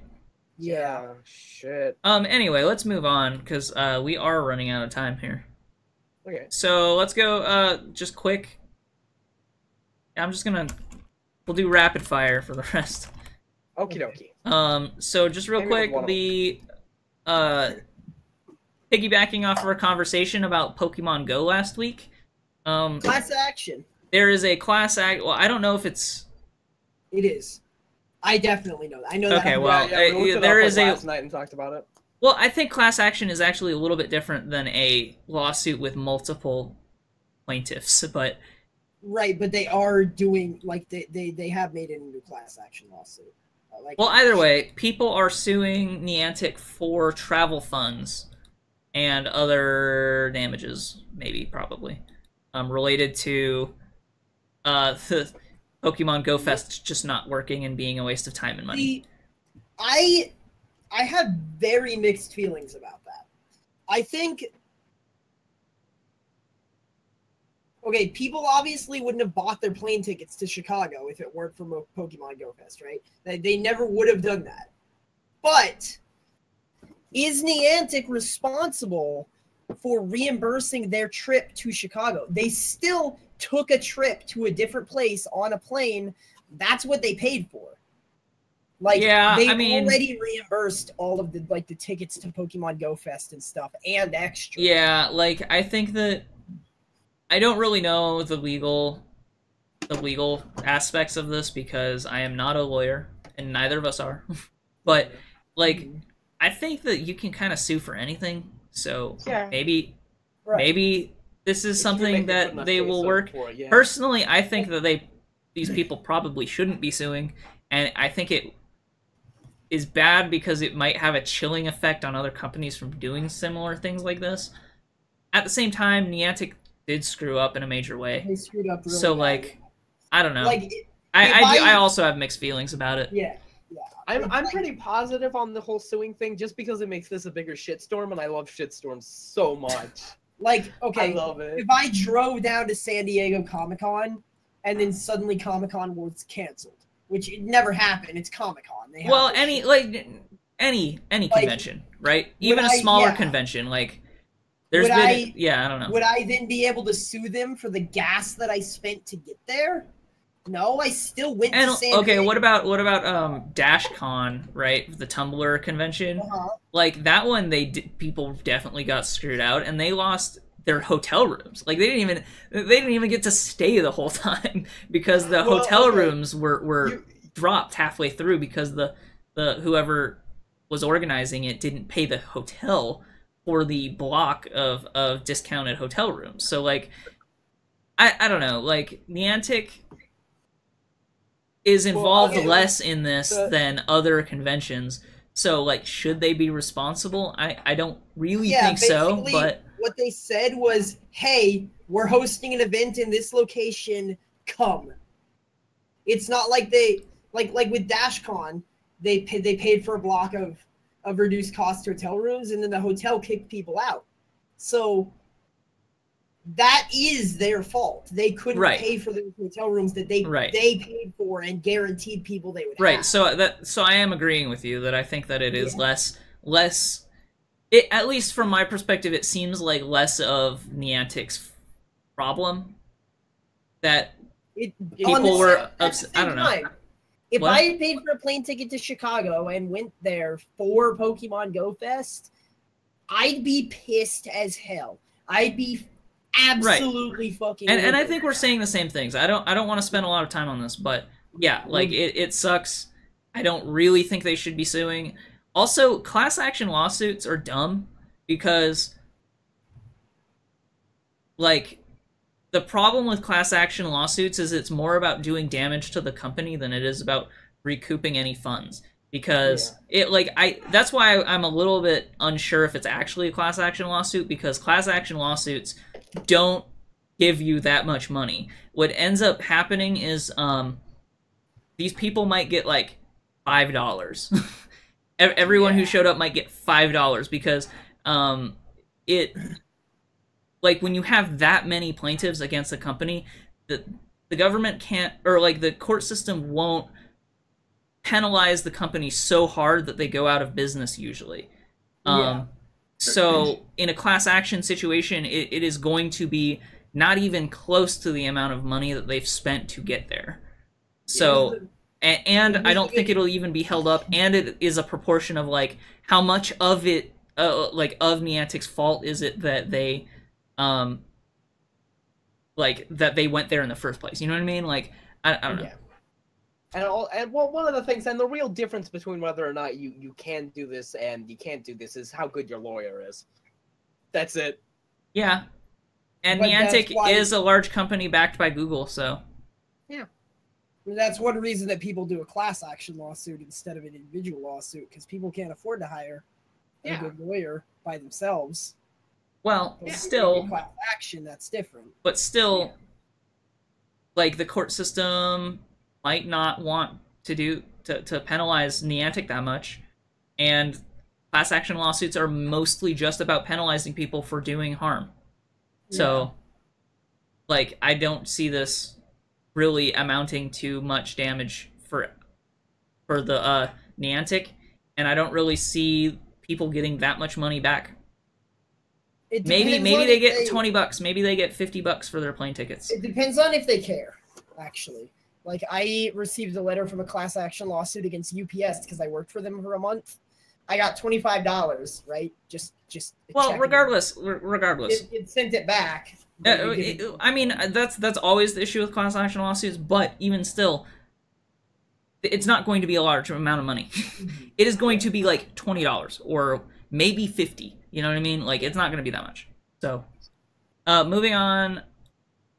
There is a kerfuffle happening right now because the developer of PlayerUnknown's Battlegrounds has banned some people for stream sniping. One person in particular who complained a lot. stream sniping, for people who don't know, is the act of trying to get into a lobby with a streamer so that you have an advantage. So PlayerUnknown team said that this is not an animated or automated process. This is something that they looked at the individual trying to jump into multiple lobbies. The person who was banned is claiming that he disconnected once because of an error with the game and tried to get back in and whatever. So I don't know. That's something somebody would say when they get banned for. Well, sure, right, of course. So I guess the larger question is: should stream sniping be a bannable offense at all? I think it should. Yeah. Yeah. You're cheating.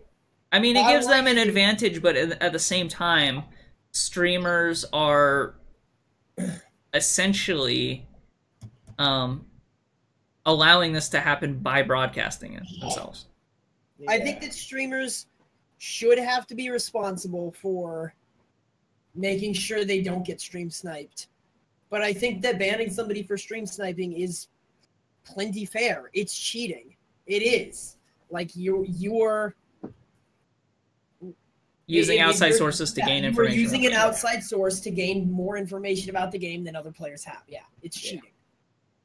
I guess I'm sort of mixed, but I'm not super angry about them banning people from stream sniping either. So it's like when Guild Wars banned a huge wave of people for hopping servers. Like the fucking Goon Squad would hop servers and then listen to other people's vent servers in World versus World. Well, I don't remember any specific situations relating to Guild Wars, but like I don't know. I don't think that it's similar things. Like you're basically cheating. Yeah. So speaking of Guild Wars, Guild Wars 2, why don't we transition into that? There are some leaks related to Guild Wars 2 about the expansion. One of the major things coming out of it is mounts. So to preface this, there is nothing corroborated about any of this. These are unofficial leaks that may or may not be accurate, but they could just be mock-ups. Yeah. If this is true, then they might be planning on adding mounts to the game. However, from the looks of it, it doesn't look like mount. What implies that there are mounts is masteries. So, in Guild Wars 2, in the recent expansion, they've added mastery points, which allow you to basically choose a mastery track, gain experience in that mastery track, and then you get bonuses towards that thing. So like currently you have like town mastery, so you move faster in towns, or like, you know, stuff like that. So this is mount mastery. They have the raptor mount, the springer mount, and the skimmer mount, and they each have different skills in that. Like on the raptor mount, they have ravenous strike. Don't go into the details. It doesn't matter. Right. Yeah, because it might not even be true. I'm not listing every single thing, but like on the raptor mount here, they have ravenous strike, which implies ravenous strike sounds like it might be a combat mount. So these probably aren't like travel mounts like World of Warcraft. Because why would you need Well, they could be both, because there's stuff like Ride the Wind on the skimmer mount. Like these, so they could be both. They could be kind of in a weird way transforms, you know, to an extent. Like you mount it and then you could get a different set of skills for the mounting, right? So which would be the equivalent of a transform, right? So it might not be mounting in the same sense as World of Warcraft, but this could also mean that you could move faster as well. And they could be making larger maps to compensate for that. And if you actually look at these masteries, they say they're for the Crystal Desert, or they say like Crystal Desert skimmer mount. So they'll probably be locked to certain areas anyway, which would make sense for having a large area of land. And actually, the Crystal Desert in Guild Wars is a huge amount of nothing, so it would make sense. There's also an image of let me just transition into browser. There's also an image of, you know, a mounted guy on some sort of like wyvern looking thing. Yeah. So there's some maps that they're looking at, and here's the actual masteries. So these could all be you know, mock-ups and whatever and fake. Yeah. But it actually looks pretty real. So it's pretty convincing either way. Yeah. I'm interested in like, not interested in the warrior mastery, but like for example, we have Mesmer here has Mirage. That's cool. It implies deception and like. I don't care about that. I like that's not like individual pieces isn't like the point. But I think mounting could be a cool thing. I just hope that they don't put mounts everywhere, because a lot of the maps already feel small, especially since you can warp everywhere.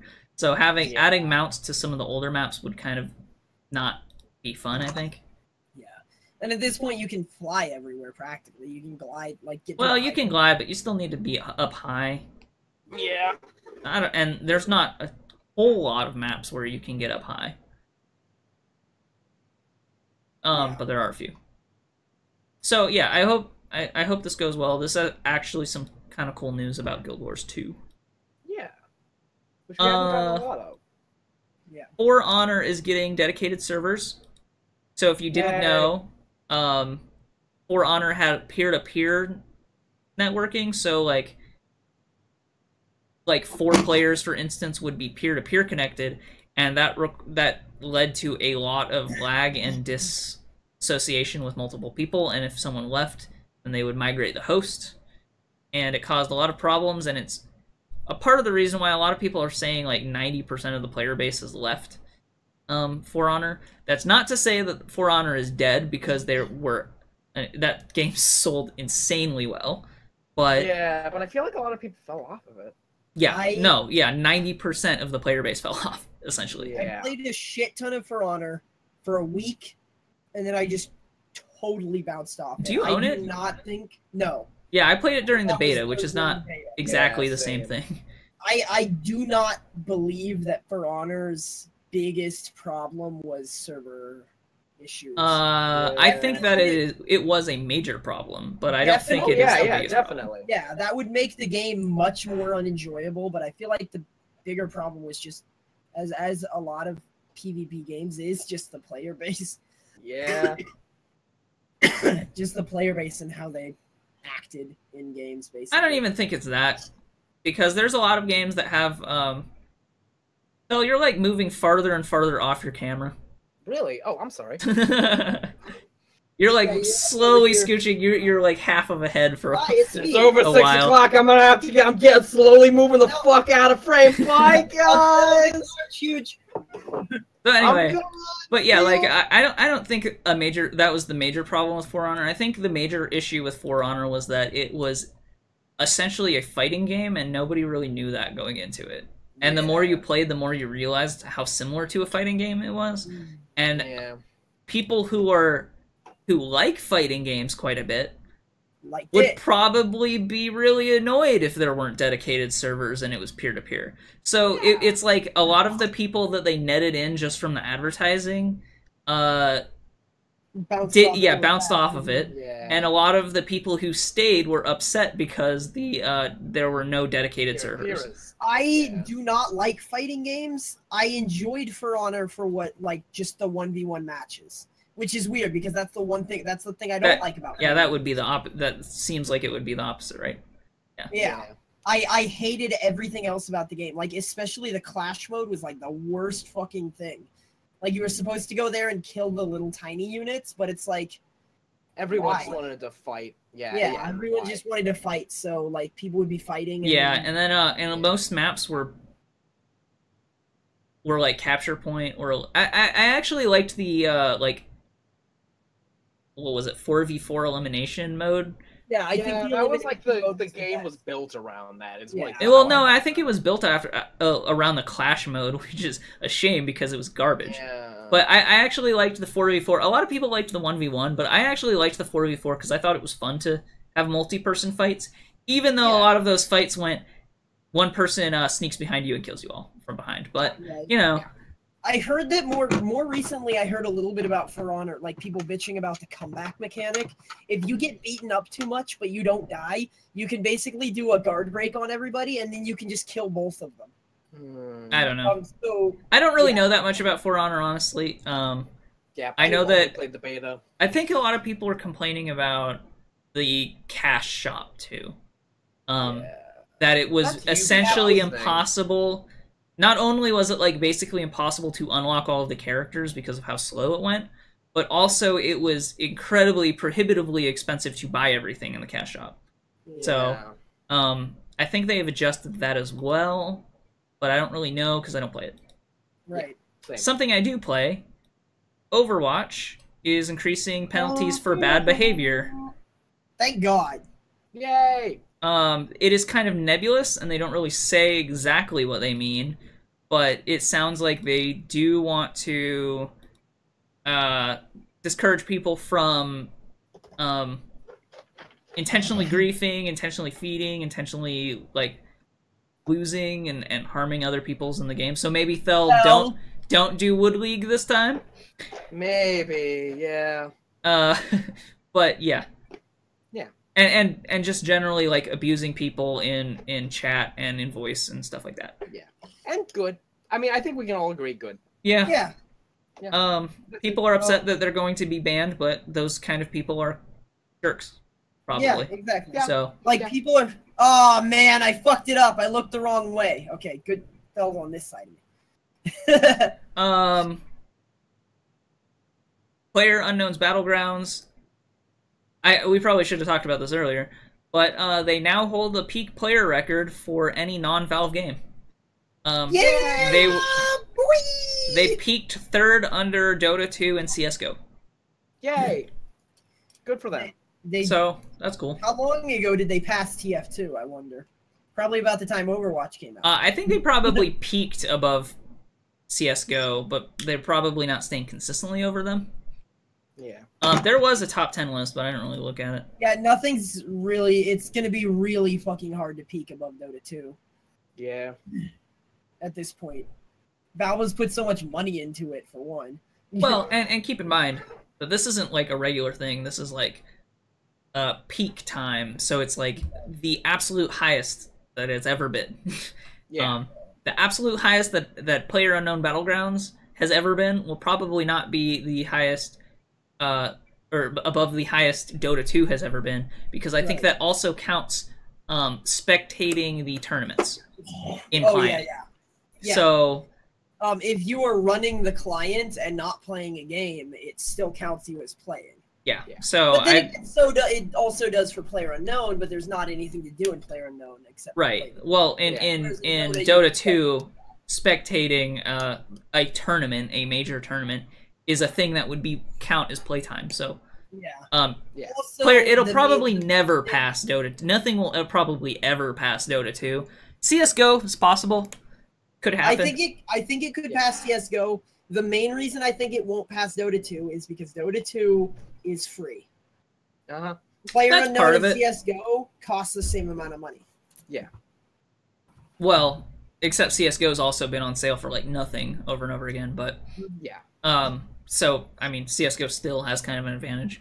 But it's older, so maybe eventually it'll slow down. I mean, it's still peak, but yeah, I guess it's still peak. So the highest it's ever been, like PlayerUnknown being the third and the highest non-Valve game is still pretty impressive. Yeah. That's the word I was All looking right, for. that it? Yeah. Yeah, so that's it. Does anyone want to plug anything before we go? Oh, there was one thing I wanted to add, but I don't remember what it is. Fine. Like now that I have a chance to add it. You really should take notes. Write it down for yourself. Yeah, man. No, I thought of it in the middle of the stream and then I forgot it. Oh well. No biggie. Yeah. Remember to tune into my stream. I stream with these two fuckos all the time. And you have a schedule, right? And I have a schedule. It's at Graveyard Dawson. Oh. Follow me on fucking Twitter, which is right down here. Which is spelled differently than his Twitch channel. Yeah. That's because Twitter has a character limit on your username. Yeah. So just be aware of that. Yeah. I'm at Sane Gray. I really don't tweet that often, so I probably should. But I tweet all the time, but it's mostly about the podcast and the stream. So well, and your own stream. yeah, the podcast and my stream, that is. Right. Of course, one last thing to say, I believe, if everybody else is done. Mm-hmm. I want everybody to make sure you remember to like, comment, and subscribe. Okay. So thanks for joining us this week. We will see you next time. Should be doing it every Monday, so see you next week. Bye.